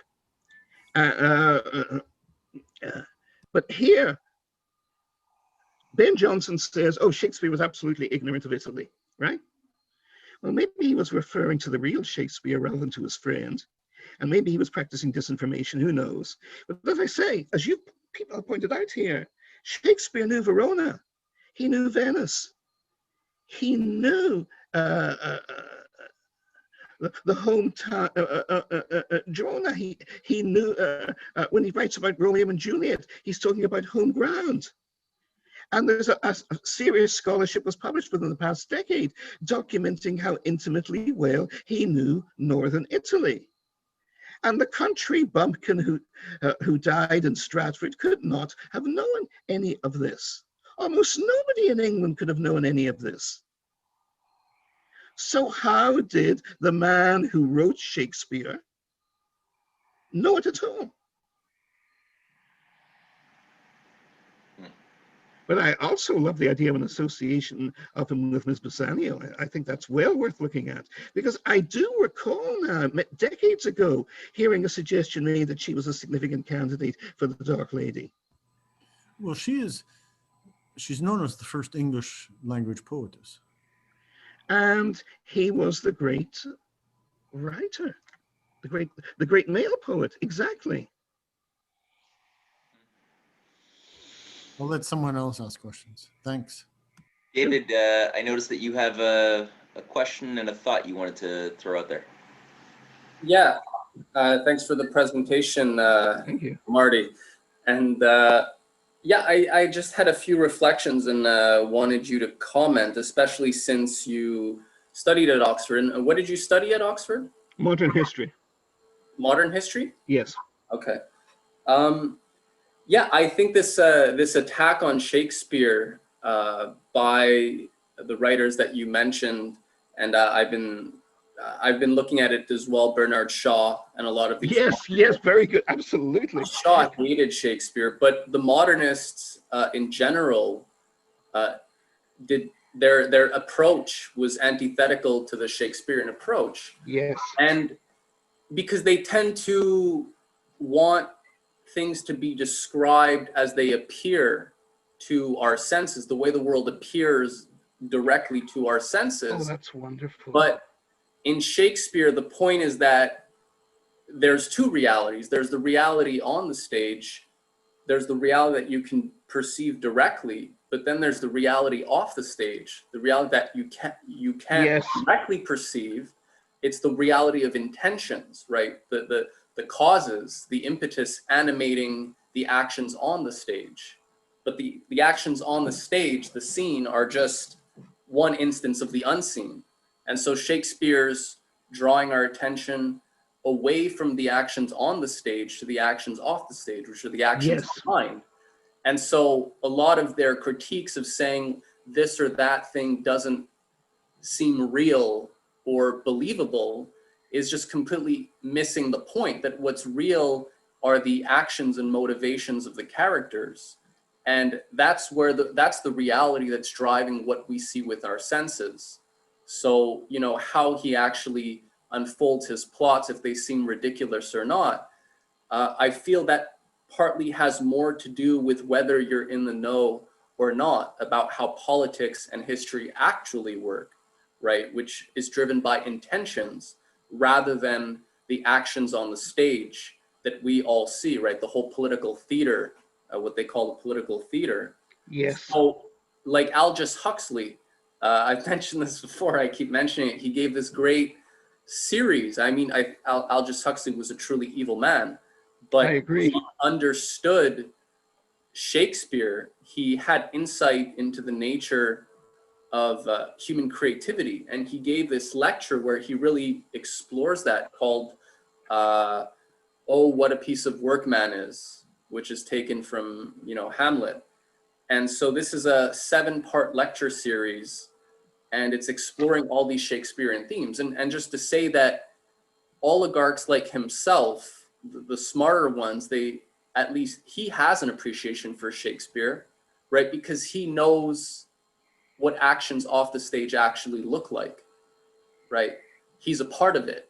But those who have no idea of what happens off the stage, what's directing the actions on the stage, yeah, they may think that a lot of the stuff seems over the top, you know, but it's because they don't really get history as it actually works. They think history is what, you know, appears on the screen. So if you could maybe say something about, you know, your education at Oxford, or the education of these types, like Huxley, and their views, their understanding of Shakespeare versus, you know, what we get in like high school, the terrible high school Shakespeare teaching. First of all, as with previous questioners here too, please, I look forward to swapping email addresses with you, Dave, that we can also continue this, because you understand, you see this very, very deeply. Your questions are very profound. In fact, if I may start with a slightly different angle, but it's very important. And that is, Shakespeare in the historical cycle is obsessed with how kings should act. Again, this is very weird and unusual for any playwright of his time, or many other times, to do so. I mean, we have literally more than a dozen of the great histories. And it's very relevant to something my wife pointed out to me just last night about President Trump, why he lost the election. Trump's economic record was remarkably impressive. He was the first president, literally since Gerald Ford, and since Ford was really a lame duck and wouldn't do anyway, the first president since Eisenhower not to start a new war. And these are huge achievements, flying in the face of the deep state and the entire momentum of American militarism and the American establishment and American society. And yet he gets no credit for them, but he fails in 2 huge areas. First, he does make a fool of himself in dealing with the pandemic. But secondly, and related to that, he never shows dignity. He comes from Queens. He's not a monster. He's not a Hitler. And yet there's a phrase, I use it all the time, and I wish I had come up with it. I don't know who did. Perhaps somebody here can enlighten us. But you may have heard it, TDS, Trump Derangement Syndrome, where supposedly serious politicians and academics who believe they can be taken seriously will only refer to the President of the United States as an ape, an orangutan, a figure worse than Heinrich Himmler, more evil and hysterical and dangerous than Hitler. Everything goes. Why on earth should this be? Is he a boor? Yes. Has he slept around? Obviously. And which president didn't? But usually they pretended not to, or covered it up at least passably when they were in office. And this is a key Shakespearean theme. To be a king, you have to appear kingly. Dignity is crucial. And Shakespeare here, by the way, comes before Desmond Morris and modern anthropology and the Naked Ache. Shakespeare is not just being a magnificent barbarian or an aristocratic snob. He's actually being a pioneer anthropologist. Because we are, as Desmond Morris says, we are more than apes, but we are apes too. The DNA is there, we see it. And when you look at the way ape societies and chimpanzee society operate, especially when the higher primates, leaders show restraint and dignity. And this impresses the rest of the tribe, male and female alike. It impresses them. You see this in the mystique around the Queen of England. You look at the transformation in Winston Churchill from the 1930s, when he's seen as a scurrilous, rather sleazy, which he was, adventurer. The transformation from, as soon as he comes back to First Lord of the Admiralty, his record as First Lord of the Admiralty on both occasions, 1914 and 1939 alike, is monumentally incompetent. But that doesn't matter, because he's acting the way a British bulldog should act. And it matters. You go in America from Herbert Hoover, who was swamped by the Great Depression. His policies were useless as well. But FDR comes in, and happy days are here again. Now, there's much more to Franklin Roosevelt than that. As Matt especially knows, I'm a revered admirer of FDR. For me, the more I start, even at my advanced age, the more I engage with FDR, even at my age, the greater and better a man and leader he becomes, and the less Churchill becomes. Churchill is essential for 1940. It really is his golden moment. But before and afterwards, whoa, baby. Whoa, baby. Right? But after 1940, the mystique of the magic of the leader is wrapped around Churchill. Mrs. Thatcher understood it well. I met her many times. Oh, and by the way, this comes back to Dave, to your crucial point. The key things I learned here, I did not learn in Oxford. They got it wrong. I had some wonderful academic teachers there and figures of the greatest eminence, some world famous, most of all Sir Isaiah Berlin, who I was too young and full of myself to appreciate what he was giving me at the time, but decades later it sank in. And a wonderful man nobody has ever heard of, and he wouldn't have wanted them to be, he didn't really mind either way, the professor of history and later master of my college, Exeter College, Greg Barr, Lord Barr, who was an eminent historian of the 17th century, but was just in general a good and wise guy. Now, this is a man who had joined the British Army as a young junior officer in 1939-40. And by the time the war ended, he was a lieutenant colonel in 1945, administering an entire society of several million people in liberated Malaya in Southeast Asia. And this experience outside academia informed his academic studies and work and his assessment of other people's academic work, usually not in ways that the conspiracy theories would have, that you know, oh, you know, no, I know really, you know, it was really the Illuminati or the Freemasons or this, that, or the other doing this, but really it was other people doing, not that way at all. But he simply had common sense that he applied. Like when people looked at Churchill's speeches warning against Indian independence in the 1930s, and in our seminar, we were laughing at this. And then Professor Barr stopped us in our track and said, yes, but what is Winston actually saying here, he said. He's saying that when India becomes independent, it cannot hold together. It will break in two at least. There will be terrible religious wars. Millions of innocent people will die. The great province of Bengal will become impoverished. The plight of the untouchables, the lowest castes in Hindu society, will be locked into place and be more miserable than ever. He said, well, that wasn't fashionable among liberal intellectuals to say in Britain in 1930s. But Winston was right. And he wasn't saying this to defend Churchill. He was making the point, as we do here now, that at any point in time, the dominant view of society is easily taken for granted by everyone. It takes a real mental effort by us and our friends to step back and question the conventional wisdom. And that I learned from him there. But as far as the mechanisms of how a society really operates, what I learned in Oxford was wrong. And I learned what was wrong was from one of the most eminent and admired historians of modern times, Sir Martin Gilbert. a lovely man personally. He did a great deal to advance my professional career in the 1920s. It wasn't his fault that I didn't want to be a professional historian and went on to other things, but he forgave me for it. But Martin had a very limited view of history. He thought the facts were all there and they were in the archives, and all you had to do was look in the archives hard enough and you got all the facts. And that's the way he wrote his book on Churchill. But he simply ignored facts about Churchill, even he. That he didn't want, he loved Churchill, he was totally uncritical of him, and therefore the largest biography in the history of the English language, I think about 12 volumes of text, about 25,000 words. I mean, you can look at everything, like 2 million words or something, and you can look up the details in Wikipedia. I don't have them exact here, but the figures are staggering. About 12 volumes of text, each volume 1,000 to 1,200 pages long, and 23 to 30 volumes of research material that he based it all on. It's all worthless, because he still ignored the most controversial aspects of Churchill, many of which were true, but he never simply addressed them. There's no analysis there, there's no assessment.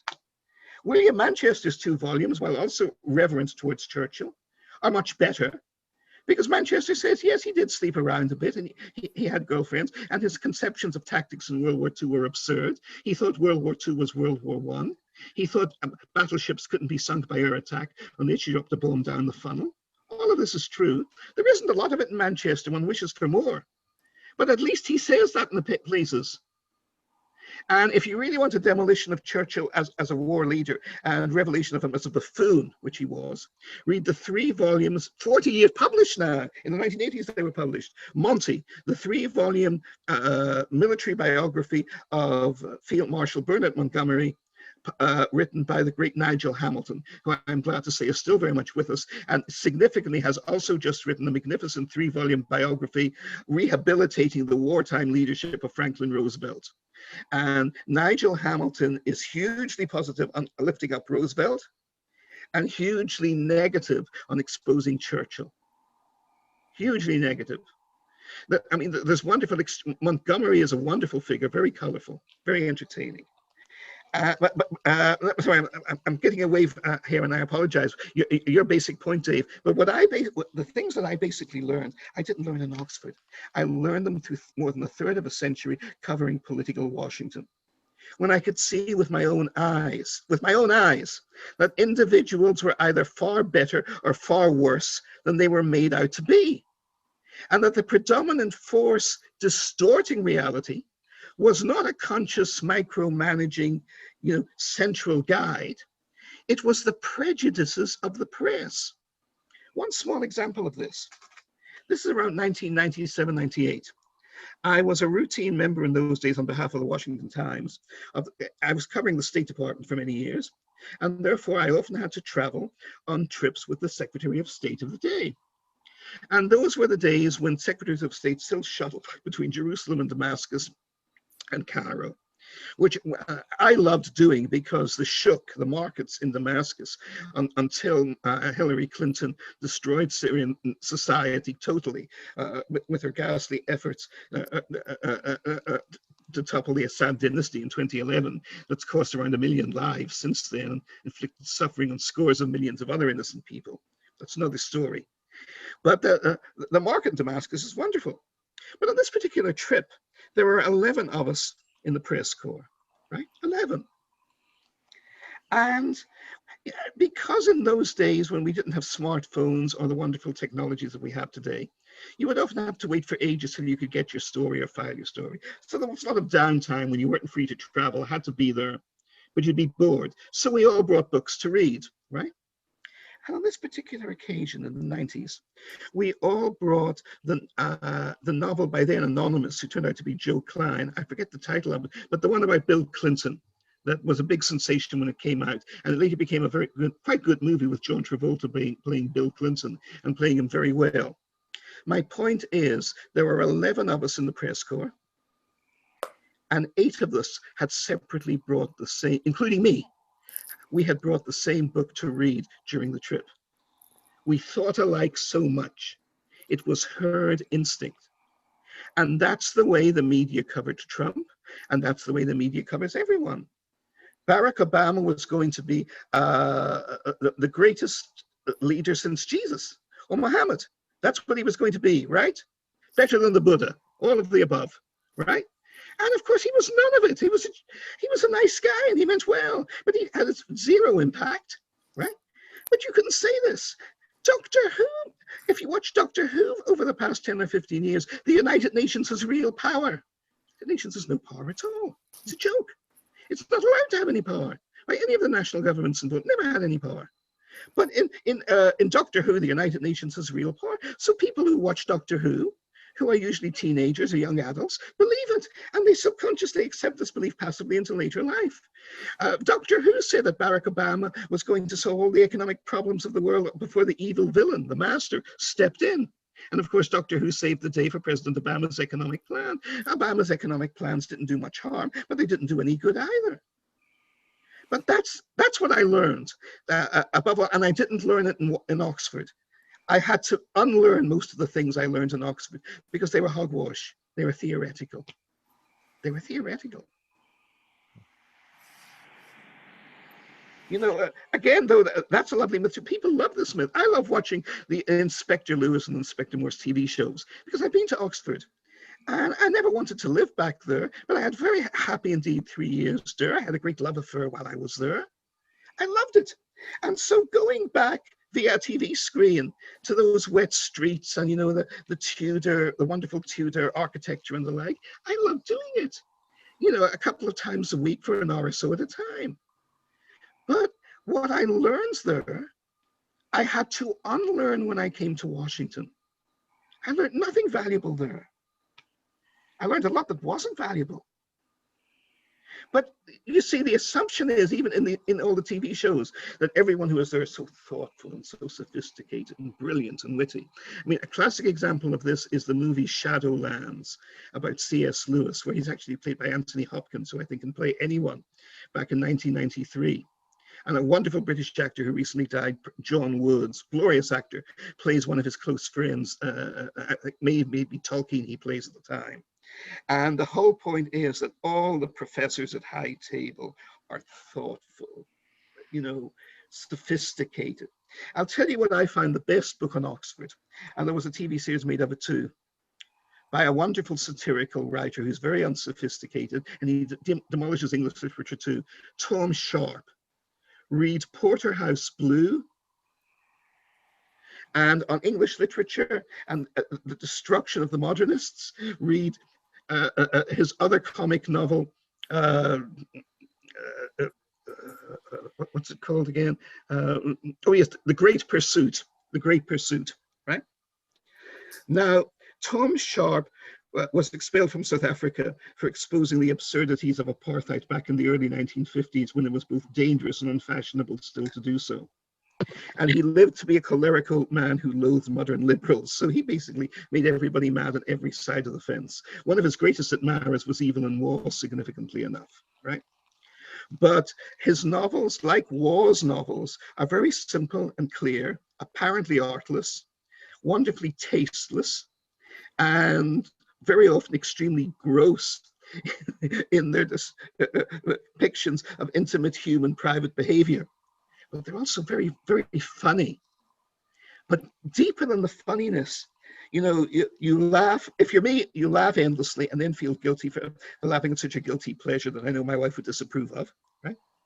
And then you come across a line or two which simply jolts you like a bolt in the face, like a punch in the face, when he's saying, this is because the English never came to terms with the fact that they don't have the greatest navy in the world anymore, and there's endless shame. My God, that's true. You know, he appears to be superficial and witty, like an English. He's like Laurence Olivier in the movie The Entertainer.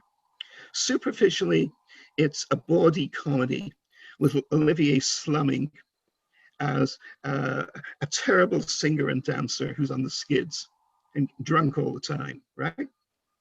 What it's really about is the collapse of British self-respect and civilization and standards after they lost their empire. And Olivier knew this. I'm sorry, again, I've gone from your wonderful question a tangent, but I loved your question. And again, the answer is not what I think what you would have expected. It's not what I expected, Dave. I mean, As so go ahead. I wanted to. I mean, I feel like that's definitely something what you didn't learn what you learned at Oxford, and it seems like given that it's clear that all the major educational institutions have failed, all these elite institutions.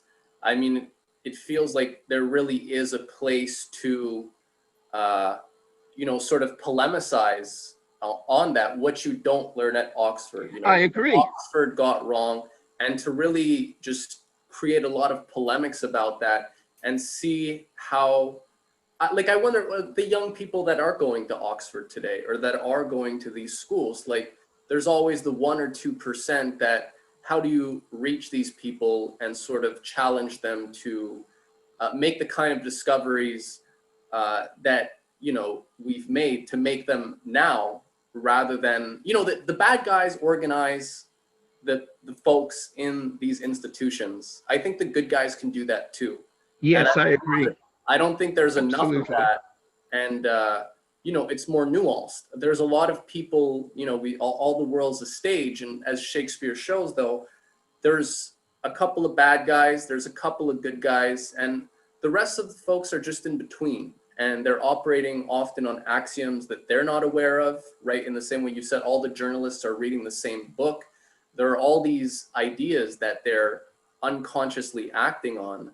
And all these people, there's a good portion of them that could be intervened on and see the insanity of what they're actually learning, see the insanity of something like The Economist. I love these poor kids that read The Economist. Yes, I did when I was a teenager. You're exactly right. But so there's a whole class of these kids, and these young people that, I mean, I feel like there has to be a way to polemicize and just intervene, and just identify what the narratives, like, here's what you're going to learn at Oxford. They're going to tell you this and that. And the solution is supposed to be da-da-da-da-da. Here's why that's fucking crazy.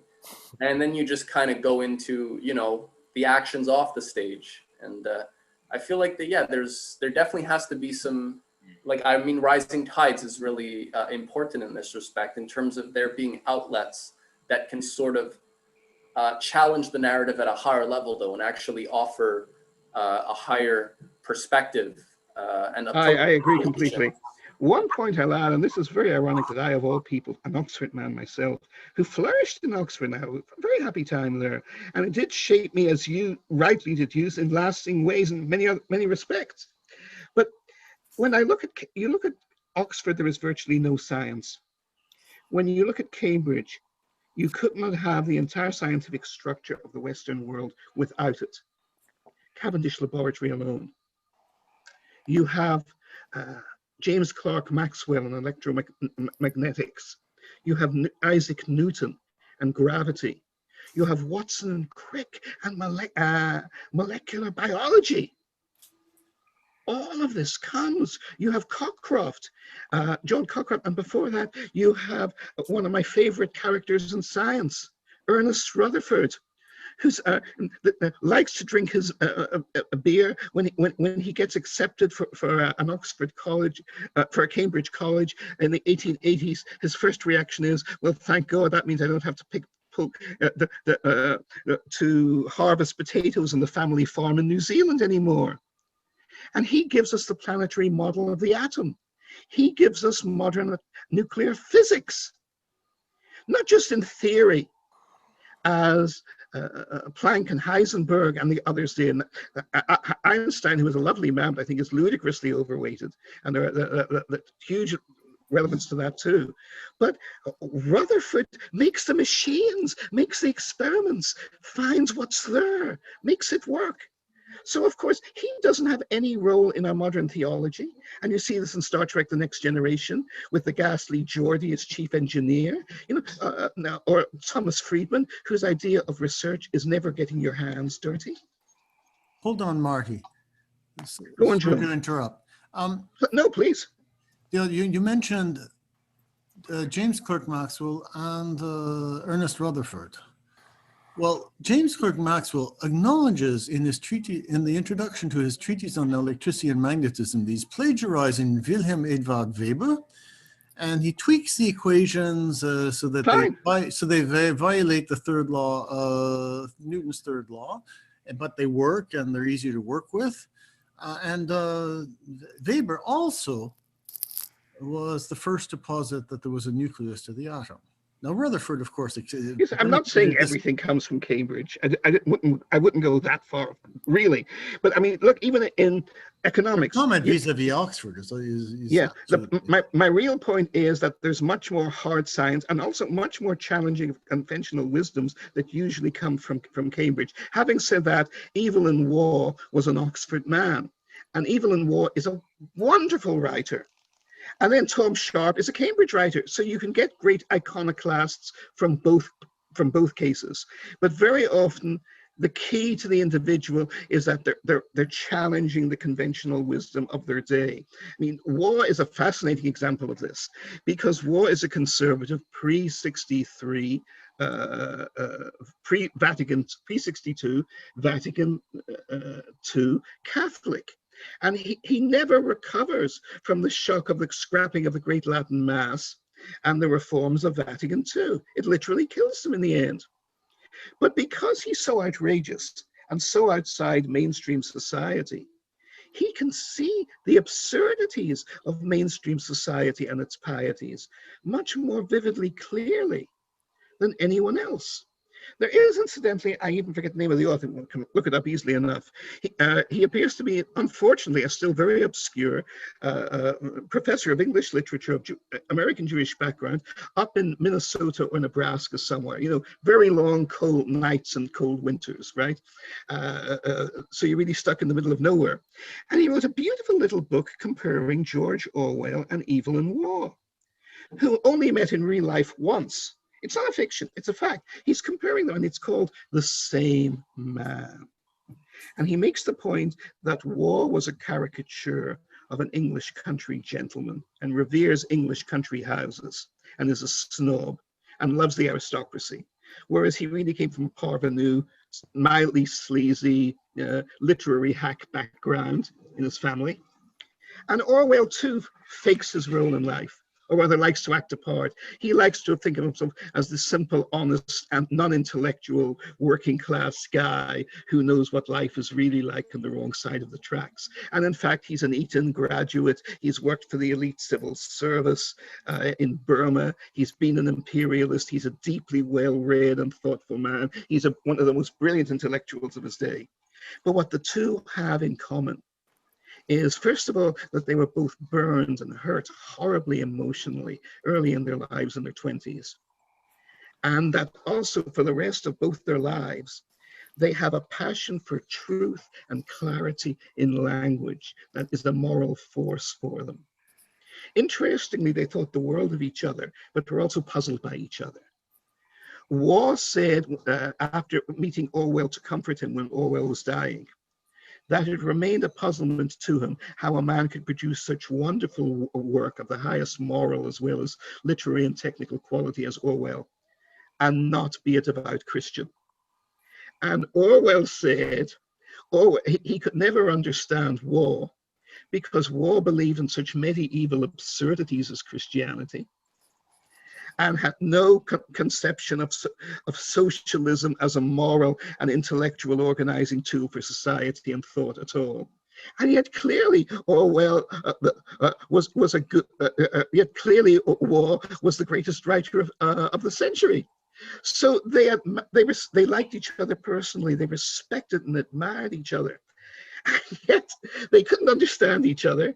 And yet in this wonderful little book, the point is made, below the substructure of socialism and Christianity, they really were products of the very, what you were saying to me the other day, Matt, they really were the products not of English power, but of English civilization at its best, which was a very different thing. Mm-hmm. Yeah, I really appreciate how you were able to flip the idea of the empire, which one coming first, you know, the empire or Shakespeare. And indeed, I owe that to you. That came late to me. I didn't think of it when we were discussing it originally, but when I was putting together, literally, the past 24 hours, my outline for this lecture, to make sure, I even in my usual chaotic way, I could cover the major points. That's when it came to me. And then, of course, as usually happens, especially when you get something late in the day, you think, but surely that should have been obvious to me all along. But of course, the obvious hides in plain sight. Mm-hmm.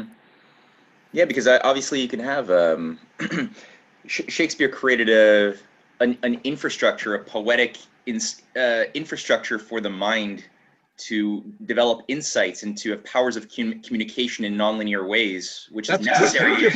I mean, there's a lifetime of work in that one comment you just said. That's deeply profound.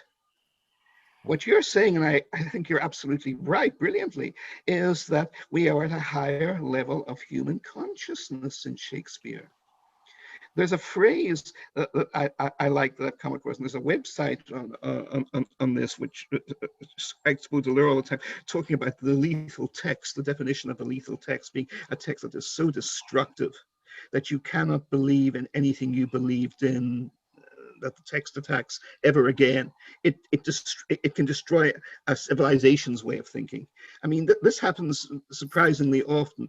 The famous book Eminent Victorians by Lytton Strachey in the 1920s did this kind of demolition job on pre-World War I pieties, for example. But you're saying the opposite. You're pointing out that literature and writing and poetry can construct and elevate and lift us to heights, that there is hope for increased awareness in human existence. And the great rhetoricians knew this. You see this, for all else that he gets wrong, you see this in Churchill's speeches of 1940. You see this in Roosevelt's great inaugurals of 1932 and 1936 and 44, and in his fireside chats. Yes, sorry, and in Dr. Martin Luther King's great speeches. I was thinking about just that in terms of, I had heard, I know Martin Dempsey, the former chairman of the Joint Chiefs of Staff, for example, he had his master's in English. Amy Coney Barrett, who was just nominated to the Supreme Court, she also studied English literature as her master's in university. And I find you see a lot of these, a lot of decision makers and people that play some sort of, yes, exactly, power in society do come across literature, and literature, who knows what the impact is ultimately, because it's so deep and it's not it's not so immediate, right? It's much more profound. But the role of literature and art in sort of shaping how people perceive the world, never mind what they perceive, it's more how they choose to perceive it.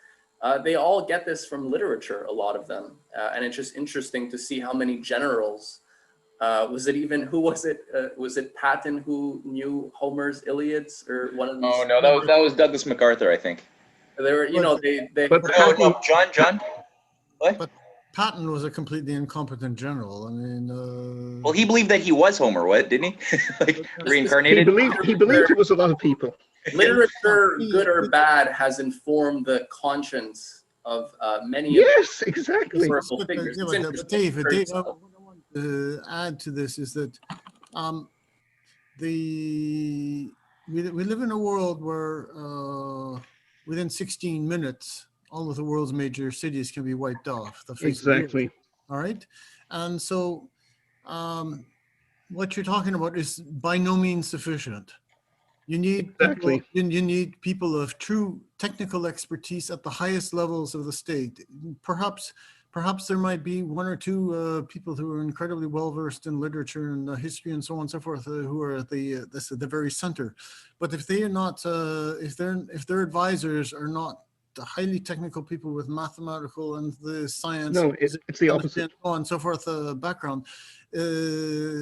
We're heading to a dead end, and believe me, I agree. But hang on, John. That describes the United States in the past 20 years. But hang on, like Lincoln was a truly Shakespearean thinker. Martin Dempsey, who arguably did stop the war in Syria, which Obama was getting ready to strike.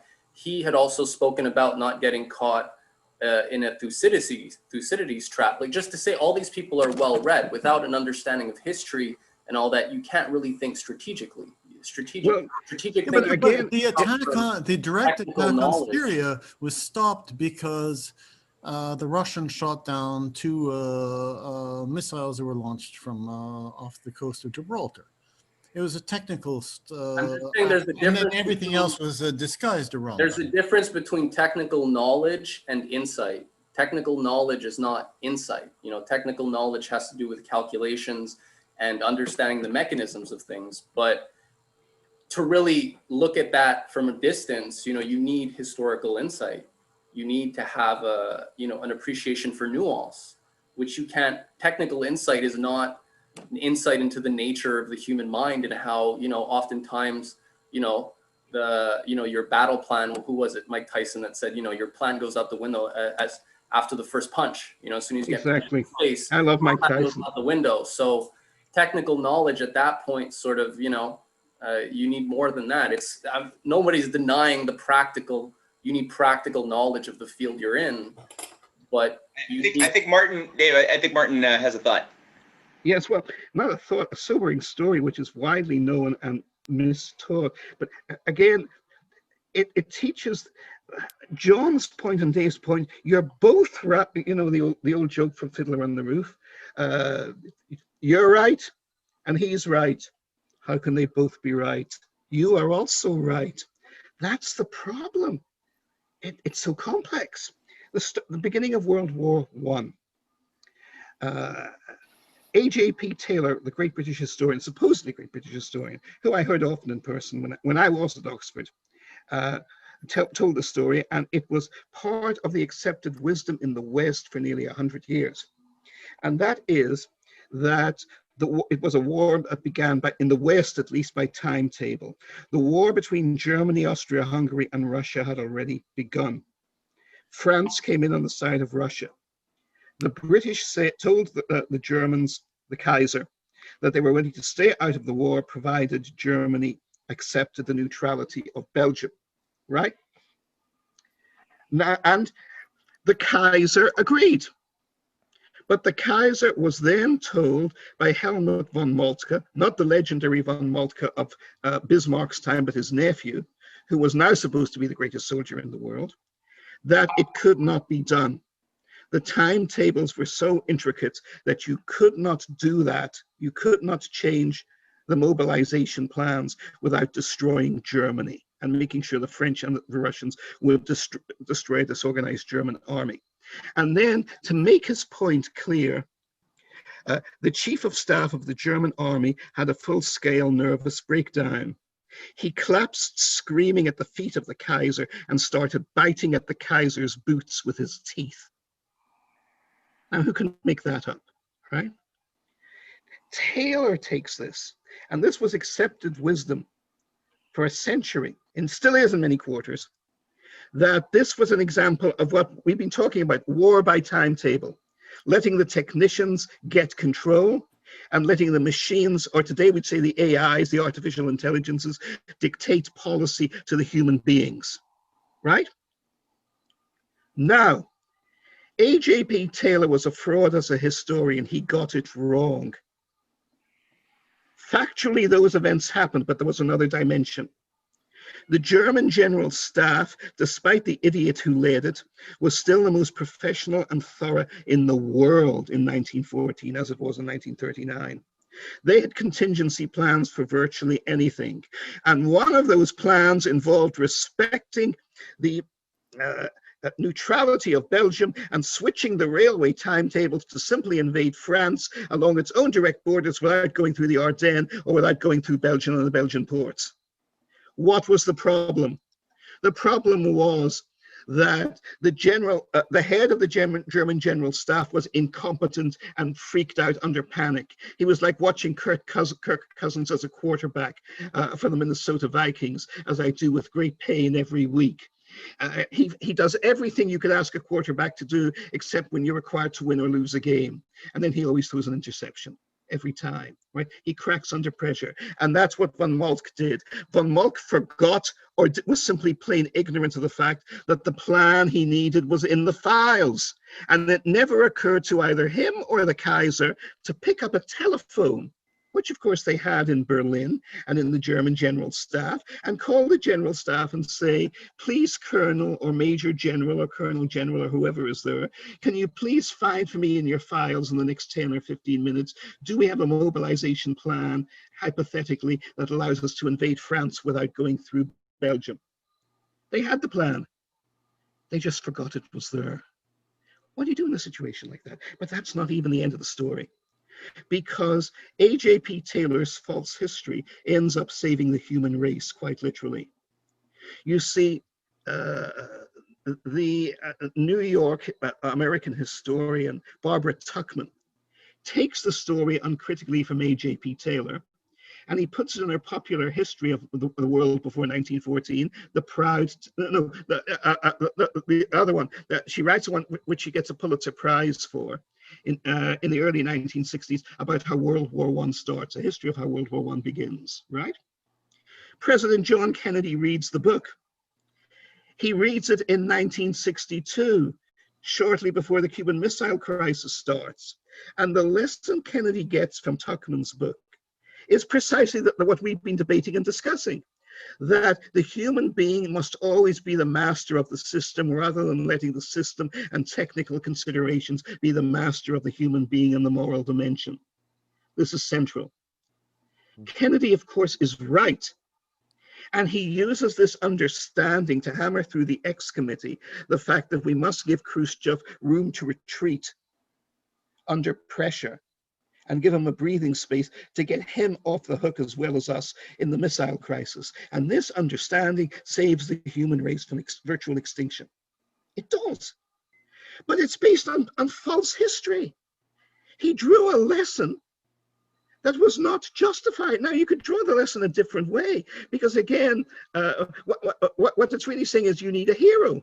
You need somebody who can, like Churchill in 1940 or FDR all the way from 1933 to 1945, rise up and see the bigger picture and be bigger than what he's dealing with, or like JFK was in 1962 and 1963. That, I would say, is the real lesson to draw from there. But what we find actually happened is a comedy of errors. A bad historian, A.J.P. Taylor, is taken up by another bad historian, Barbara Tuchman, who translates a false example of history to a president of the United States who nevertheless takes the right lesson from it and does the right thing. Now, you see, how can you draw up an algorithm or an equation that can guarantee success in every situation for something like that? You can't.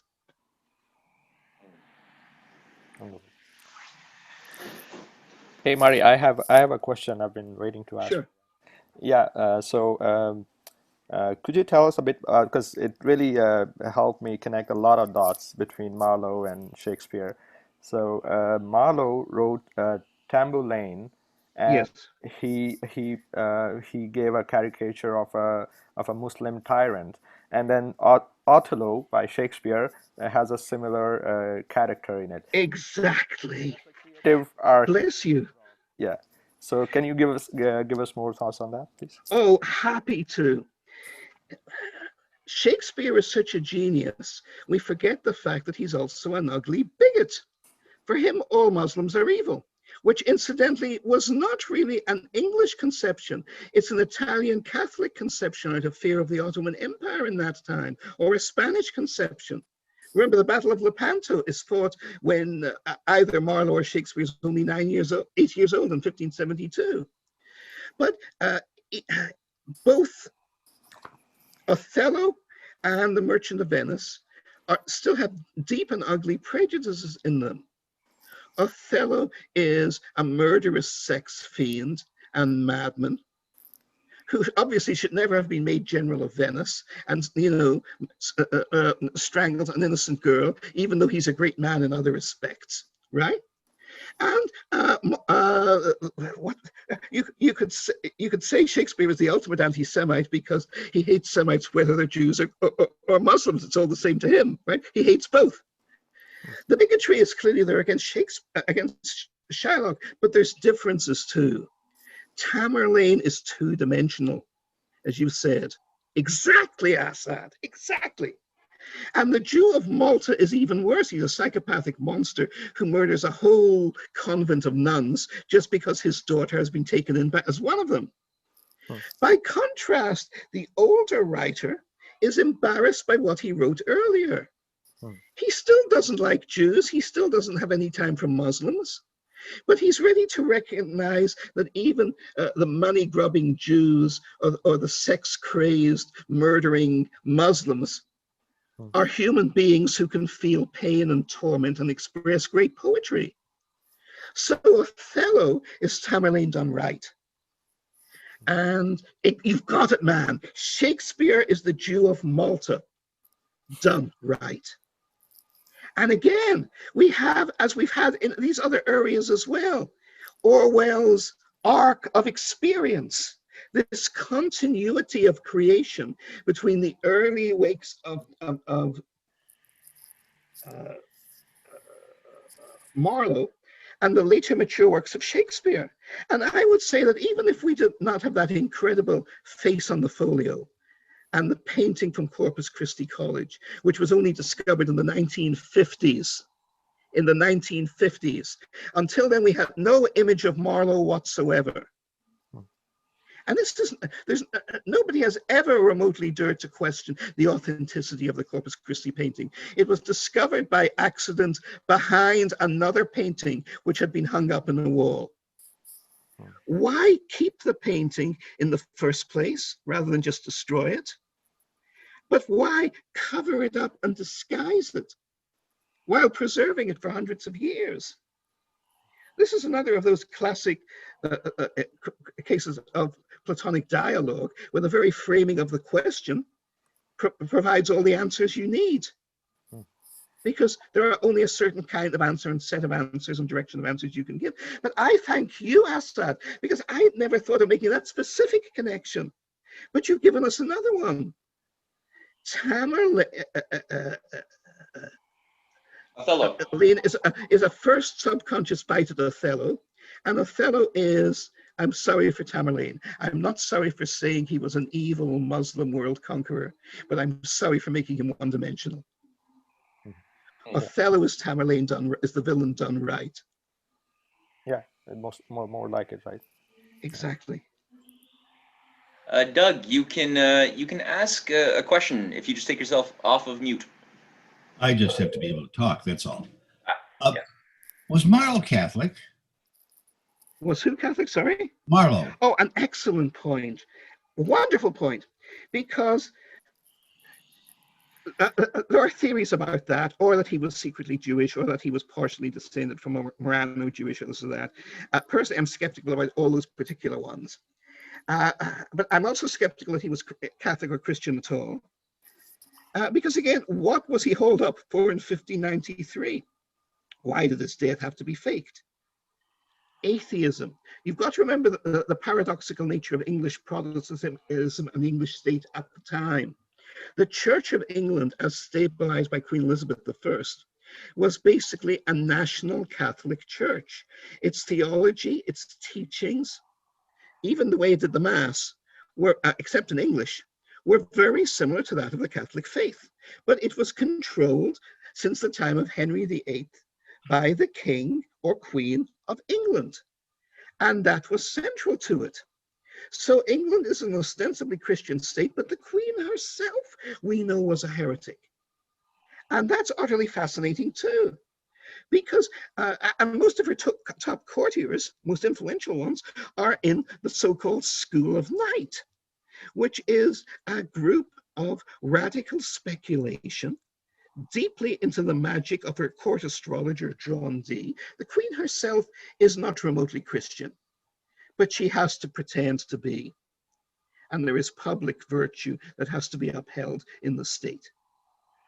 And therefore, but it's very clear to me that Marlowe was not Christian at all. And this was what the Privy Council was being forced to embarrass itself by condemning itself. Well, most of, not all of them, would not have been Christian either. But they could not afford to be seen so publicly. They would have had to condemn him. And that's the central issue. It's a wonderful question, and it's a central issue. But the man who wrote The Tempest and the man who wrote Dr. Faustus were not conventional Christians in any way. There is a huge sense of the moral order, though, in them. And plenty of romantic Christians in Oxford to this day are obsessed, confuse the writer Shakespeare's clear, deep commitment to right and wrong and a sense of the moral and natural order with this idea that he must be devoutly Christian. Now, of course, that's limiting God and limiting nature in ways only Christian theologians are often capable of doing. But remember, the one thing Oxford was famous for, as was why Tolkien and C.S. Lewis were both there, was Christian theology, even through the 20th century.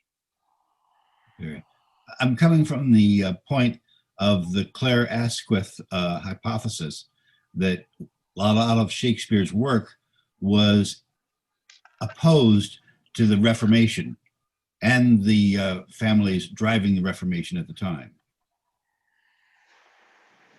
I don't buy that for a second. I've heard that case, but I don't buy it for a second. He has the northern Italian. I mean, even if he doesn't go to northern Italy, he appears to be strongly influenced by it, as we've discussed it from different angles before. But one of the things he takes is, coming as I did from Protestant Northern Ireland, I was amazed at how once you get into the Renaissance, you're not dealing in Catholic civilization with a dark, evil, repressive force determined to exterminate all independent thought. There are aspects of that, and Giordano Bruno was burned at the stake, though, bless him, he was doomed by his own brilliant mind to, as was Galileo. It was as if they could not restrain themselves from outraging the church, which was otherwise ready to take a blind eye towards them. But once they kept provoking it publicly, you know, one had to be burned, and they didn't burn Galileo. They bent over backwards, as Arthur Koestler points out, to avoid burning Galileo. But if you actually look at the leadership of the Renaissance, especially the ambience in which people like Da Vinci and Michelangelo worked, the papacy itself usually, apart from one or two know-nothings, they were usually very laid back. Da Vinci was a far more radical atheist and heretic than Marlowe had a chance to become. And yet he had hugely lucrative commissions from the church all his life in the interest of the church. And he was happy to pocket the money and carry them out, and usually put extremely subtle and brilliant, but devastating critiques of the church in much of his art, but in ways that would not be too obvious. And he got away with all of it. So when we come back to Marlowe, you can make a case for anything. And there's so much material there and so much research that still has to be done, that something could come out tomorrow, or you could find for me something tomorrow that was published 50 or 100 years ago, and it would not surprise me. That completely disproves what I've been arguing up to now. And I'd have to say, darn, I was wrong again, you know? So one can't be too comprehensive on this. My own view is that such a case can be made, definitely. But my own view is no, that he was not a Christian at all. He was very anti-Christian and very skeptical of all Christianity in all its forms. The one thing he kept from Christianity of his time was its contempt for Muslims and Jews. Kathleen, you're asking a question, but did you mean to say what confession was the queen, or are you saying what profession was the queen? I'm not too sure what you're intending. Yeah, it's confession. Sorry, you're absolutely right. It's past my bedtime, but I'm so interested in this lecture that I'm hanging. It's confession. What confession was the queen if she wasn't Protestant Christian? Oh no, was she just atheist? No, it's very simple. Publicly, of course, she was Christian. She was head of the Church of England, like her father, Henry VIII, was, and she worshipped her father. So publicly, she was totally Christian. And in fact, in her case, she probably was fundamentally Christian because she takes Christian theology seriously. Like Margaret Thatcher, Elizabeth I has a real mind of her own and studies very deeply and very thoughtfully and very carefully. And she's way ahead of even Shakespeare himself in her conception of toleration. There's a wonderful phrase the Queen uses. She says, "I seek no window into men's souls." Think about that. I seek no window into men's souls. She puts an end to the civil wars and witch hunting and burning, execution of Catholic. Occasionally she'll kill Catholic priests, but only when they're working, as Paul Johnson rightly says, as communist subversives. Paul Johnson, the English writer, is very interesting. He loathes the idea of empire, but he loves England. He was himself all his life a liberal Catholic, very proud of being Catholic. Yet he even admires Oliver Cromwell and champions Cromwell as a champion of tolerance, which you actually can do in England, but obviously it doesn't apply in Ireland, not for a second in Ireland. But the rough rule of thumb in the 16th century world was that Protestant societies and liberal Catholic societies like France were allied with the Ottoman Empire against the Pope and against the Habsburg monarchs of Spain and Austria and Germany, who brought the Inquisition with them. That was the rule of thumb. So the Queen herself is the head of the Church of England, is certainly devoutly Christian in her own way, but at the same time, as an individual, she keeps a court astrologer, John Dee. She even gives sanctuary to Giordano Bruno himself in the 1580s. She permits circles of magicians, who are certainly accused of heresy, to operate at the heart of the royal court. So my old teacher, Sir Isaiah Berlin, on top of everything else, I'm going to give you one of the greatest thinkers of the 20th century's conception of a model of the human soul. I love it. Right? I didn't appreciate it at the time. It literally took me many decades and aging to grasp how good and wise Sir Isaiah was. The human soul is modeled, or inspires the model of a layered chocolate cake. There are different layers of consciousness in each of our souls, and many of them may be contradictory to each other. Therefore, says Berlin, the inevitability of conflict is unavoidable between not just different individuals or societies, but within ourselves, because we have different layers of consciousness that come from our mother, that come from our father, that come from the society that we grew up in, that come from the prejudices we accept from our childhood, that come from the prejudices we reject from our childhood, and there will always be conflict. We can decide what our dominant layers will be. And this is the Queen. The Queen had different layers of consciousness in her. And we need to understand that your question is an excellent one, but the answer has to be a fuzzy and complex one. Because one point I'll add is the great American presidents have all been like this. They've had layers of contradiction in them.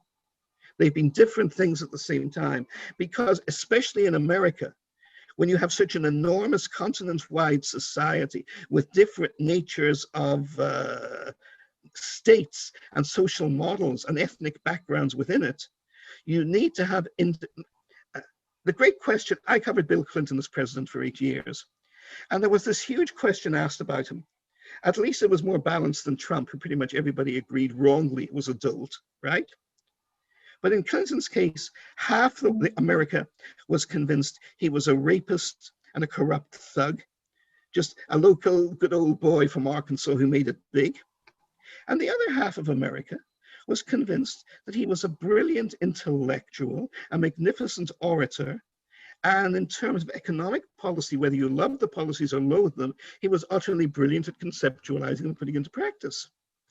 After 8 years of covering him, I came to the conclusion, again, both sides were completely right.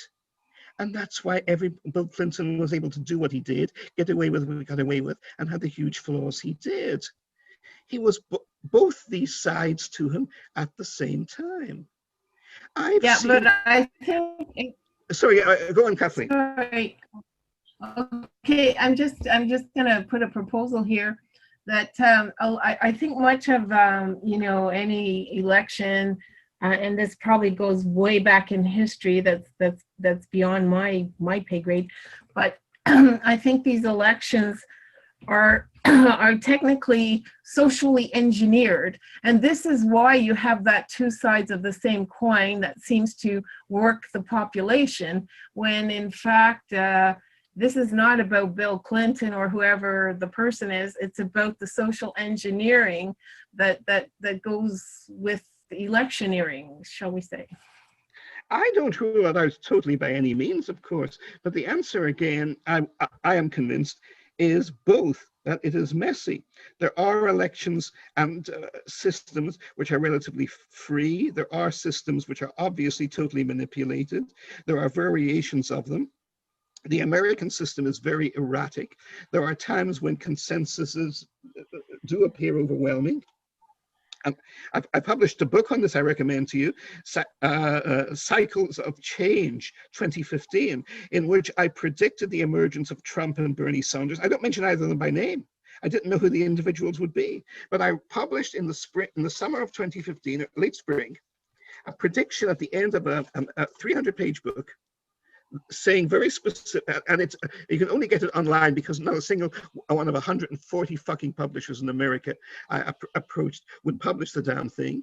And I have no doubt whatsoever it wasn't because they were simply told to, because I was on a blacklist like the communists. It was because Americans don't think left or right as themselves, and I was challenging the deepest held prejudices of both sides. So I was, has anyone here heard, probably you haven't, but if you have, tell me, a fellow called Charles Fort, F-O-R-T. Look him up, wonderful character, wild eccentric. Charles Fort was a New York eccentric and bibliophile 100 years ago, died in New York City in the 1920s. And he spent most of his life, he was independently, comfortably off, clipping unlikely scientific anomali from regular newspapers and from scientific journals and historical journals. You know, frogs falling from the sky, blood falling from the sky, islands being seen in the sky, a ufologist 50 years before there were flying saucers, that kind of thing. But it was basically an amiable crackpot. But his basic idea was brilliant. He wrote a book containing all these anomalies. That's all they were, anomalies. And he called it the Book of the Damned. And it wasn't about Satanism or religion or persecution, at least in the conventional sense. He said, I define as damned any fact which does not fit into the accepted belief systems of politics, philosophy, society, or science, and therefore is held not to independently exist. Any fact that flies in the face of your prejudices and that you therefore assume does not exist is a damned fact. Al Gore popularized a softer version of this with calling global warming inconvenient facts. Of course, one can challenge the facts that he claims are facts, let alone them being inconvenient or not. That's a completely different debate. But the psychological model Charles Fort is talking about here is brilliant. He is pointing out that you can suggest ideas, facts, conceptions that the society you're a part of lacks the flexibility of mind. And I even say the larger the society, the more likely it is to be inflexible. There was a wonderful exchange Einstein had in the 1920s. 120 German physicists, all of them nationalists, most of them future supporters of Hitler, came out with a joint declaration that the theory of relativity was not valid science and was false.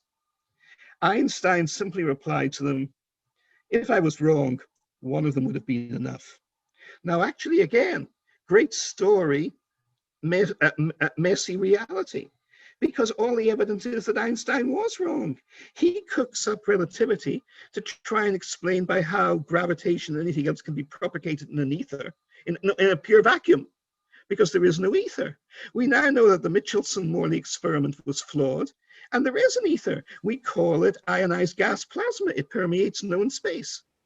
So Einstein's whole theory of relativity was never needed.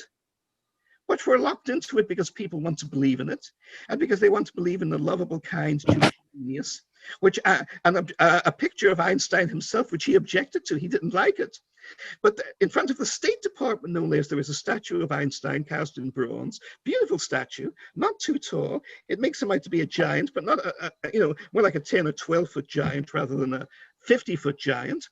But he's cast in bronze. He's wearing a pullover, a sweater, and it's woolly, and it's tangled, and his hair is even more of a mess than mine is. He's the way we want Einstein to be.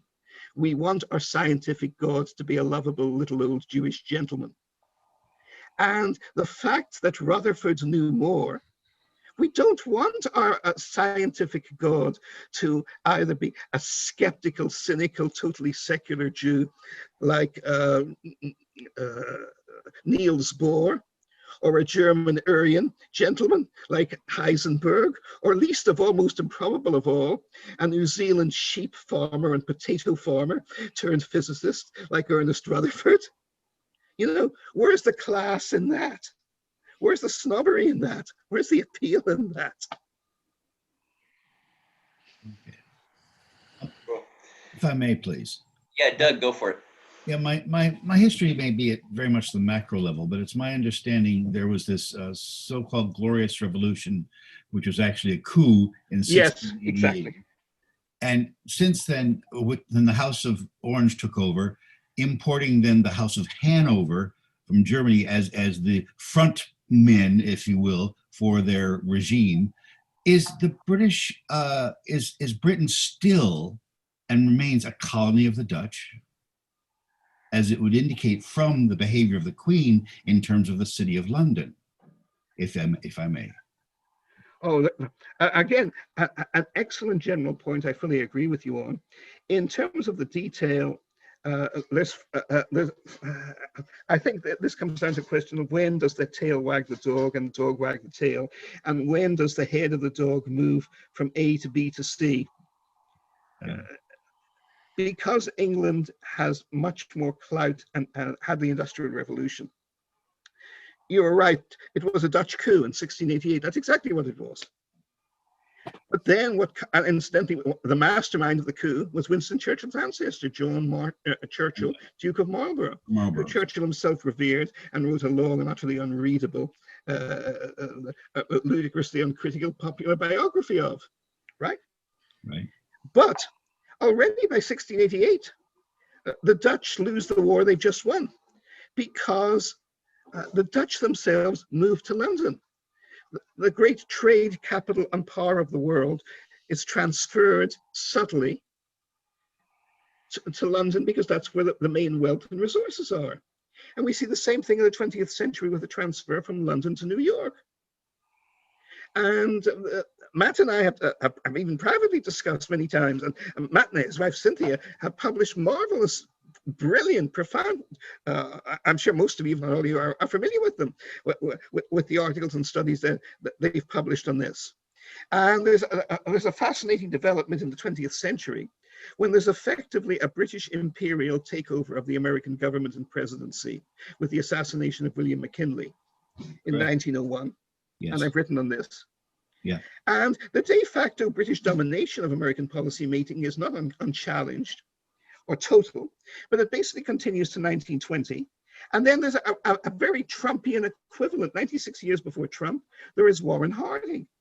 And Warren Harding is a reactionary in the way Trump was a reactionary, in trying to react against the international money power and in liberal internationalism and free trade and their primary interests that runs out of New York.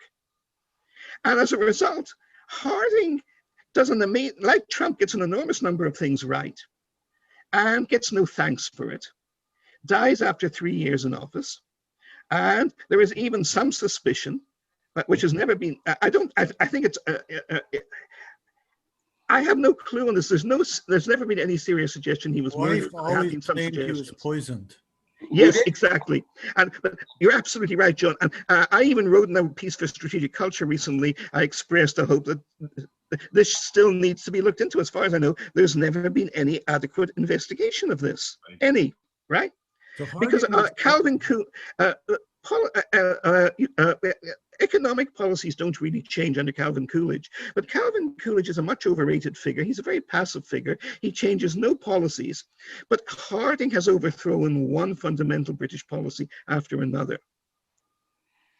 The US government remains basically independent of the British, though Herbert Hoover is really going back towards the British city of London in a big way during his presidency, during the Great Depression. But FDR blocks that when he gets in 33. But of course, something else happens in 1940. Western civilization is collapsing, which nobody had expected. Until June 1940, and this is a huge subject for another time as well, FDR has been the most isolationist president in American history, and deliberately so. But in one speech at Charlottesville, Virginia, the home of the University of Virginia, where Thomas Jefferson held forth, and he chooses the spot deliberately. And of course, Jefferson had completely done a U-turn after 50 years of implacable opposition to Britain. He supports strategic alliance with Britain in the Monroe Doctrine before he dies in the 1820s. And he explains why. And Jefferson has brilliant reasons for this. But it's interesting that FDR making a similarly dramatic U-turn on everything he stood for through 2 terms as president makes clear why he's changed. That is, the Nazis have beaten France in only 6 weeks, which nobody dreamed they were going to do. So Britain is no longer primarily seen, at least in 1940, as the center of a global system of oppression, which actually FDR remained convinced it was to its dying day. But the Nazis are far more evil, far more threatening, far more dangerous. So even Britain must be propped up and preserved to prevent the Nazis conquering the rest of Europe and the world, and preventing America having a base from which it can liberate the continental Europe. That's why FDR makes this change in 1940. But of course, after FDR dies, the British, who are very locked into the US, then there's the second melding of Britain and America. But it really isn't, since that day, the city of London pulling the strings of the dumb Yanks. It's rather this Anglo-American conglomerate whose real strategic headquarters moves after the war from London to Washington. And what I can tell you from my time in both Oxford and London, and I spent 3.5 years studying postgraduate work in London as well, London School of Economics, under its professor of politics, Elie Kaduri, in the late 1970s before Mrs. Thatcher came in. And I covered the Thatcher Revolution, which was strongly pro-American and strongly pro-City of London, hugely strongly, over the next decade, both in Britain and when I came to America. I can tell you this. The Oxford I went to still had the remains of English imperial arrogance towards the United States and condescension in its social psychological attitudes. That disappeared in the decade of Thatcher. What you have had since then is a slavish worship of Wall Street and Reaganism by the City of London and by the Conservative Party in Britain and by the Tony, everything that the Democratic Party is rightly accused of. Basically, the Bill Clinton third way became the Tony Blair third way. It became not even capitalism light, capitalism even heavier than the Republicans are, right? That's the Bill Clinton model, which Barack Obama would have liked to have changed, but did not dare to even begin to challenge. And Joe Biden will go along with too. That's the Democrats. And you had the same in Britain. When you look at Tony Blair and Gordon Brown and David Cameron, they are childishly, and Boris Johnson especially, they are childishly insecure. Existentially, they are as desperate to be America's poodle. What Britain as a country has become is what the Austro-Hungarian Empire became to Imperial Germany in its last 50 years, an adjunct. The phrase I use from George Orwell, and again, this is poetics predicting statescraft and defining it, is America is Oceania. Remember the 3 great world powers of America, Russia, and China in 1984? America is Oceania, and Britain is Earth Strip 1. The only difference being that France is airstrip too. When when Hillary Clinton wanted to destroy the societies of Syria and Libya, she didn't have to do her own dirty work. The English and French governments, to their eternal shame, were only too willing to jump in and get what they thought was the glory for doing it, remember? And I find now I'm even more of a pariah for talking this way in London than I am in Washington.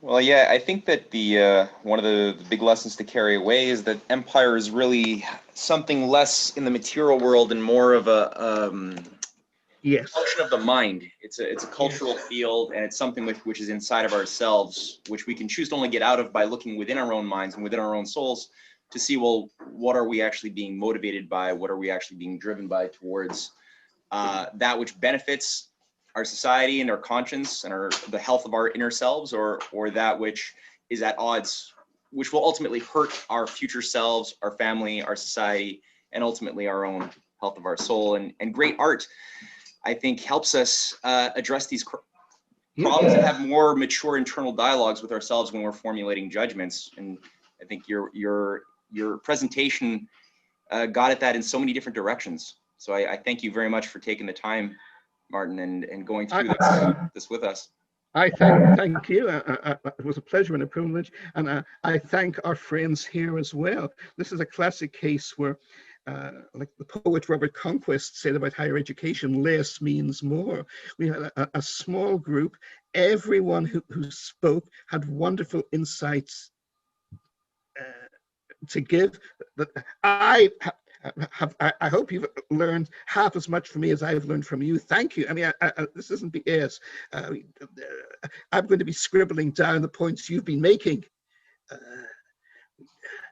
Tamerlane, and you know, that's wonderful. So obvious when you pointed it out, but not before. Your points, John. Yours, Dave. Thank you, guys. Thank you, folks. Well, I'll make sure that everyone has each other's email. I'll send out the emails so everyone can have dialogues as they so desire in the coming days and weeks. Yeah, thank you.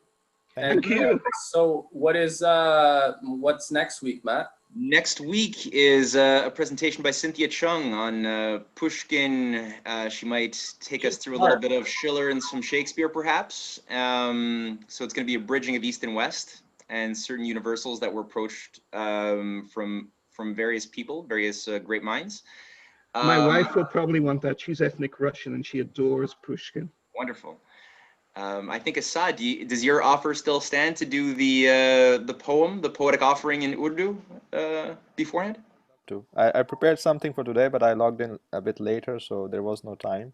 So you're for next week then, right? All right. All right, guys. Thank you very much for taking the time, and let's do this again soon. Thank you, everyone. Thank you so much.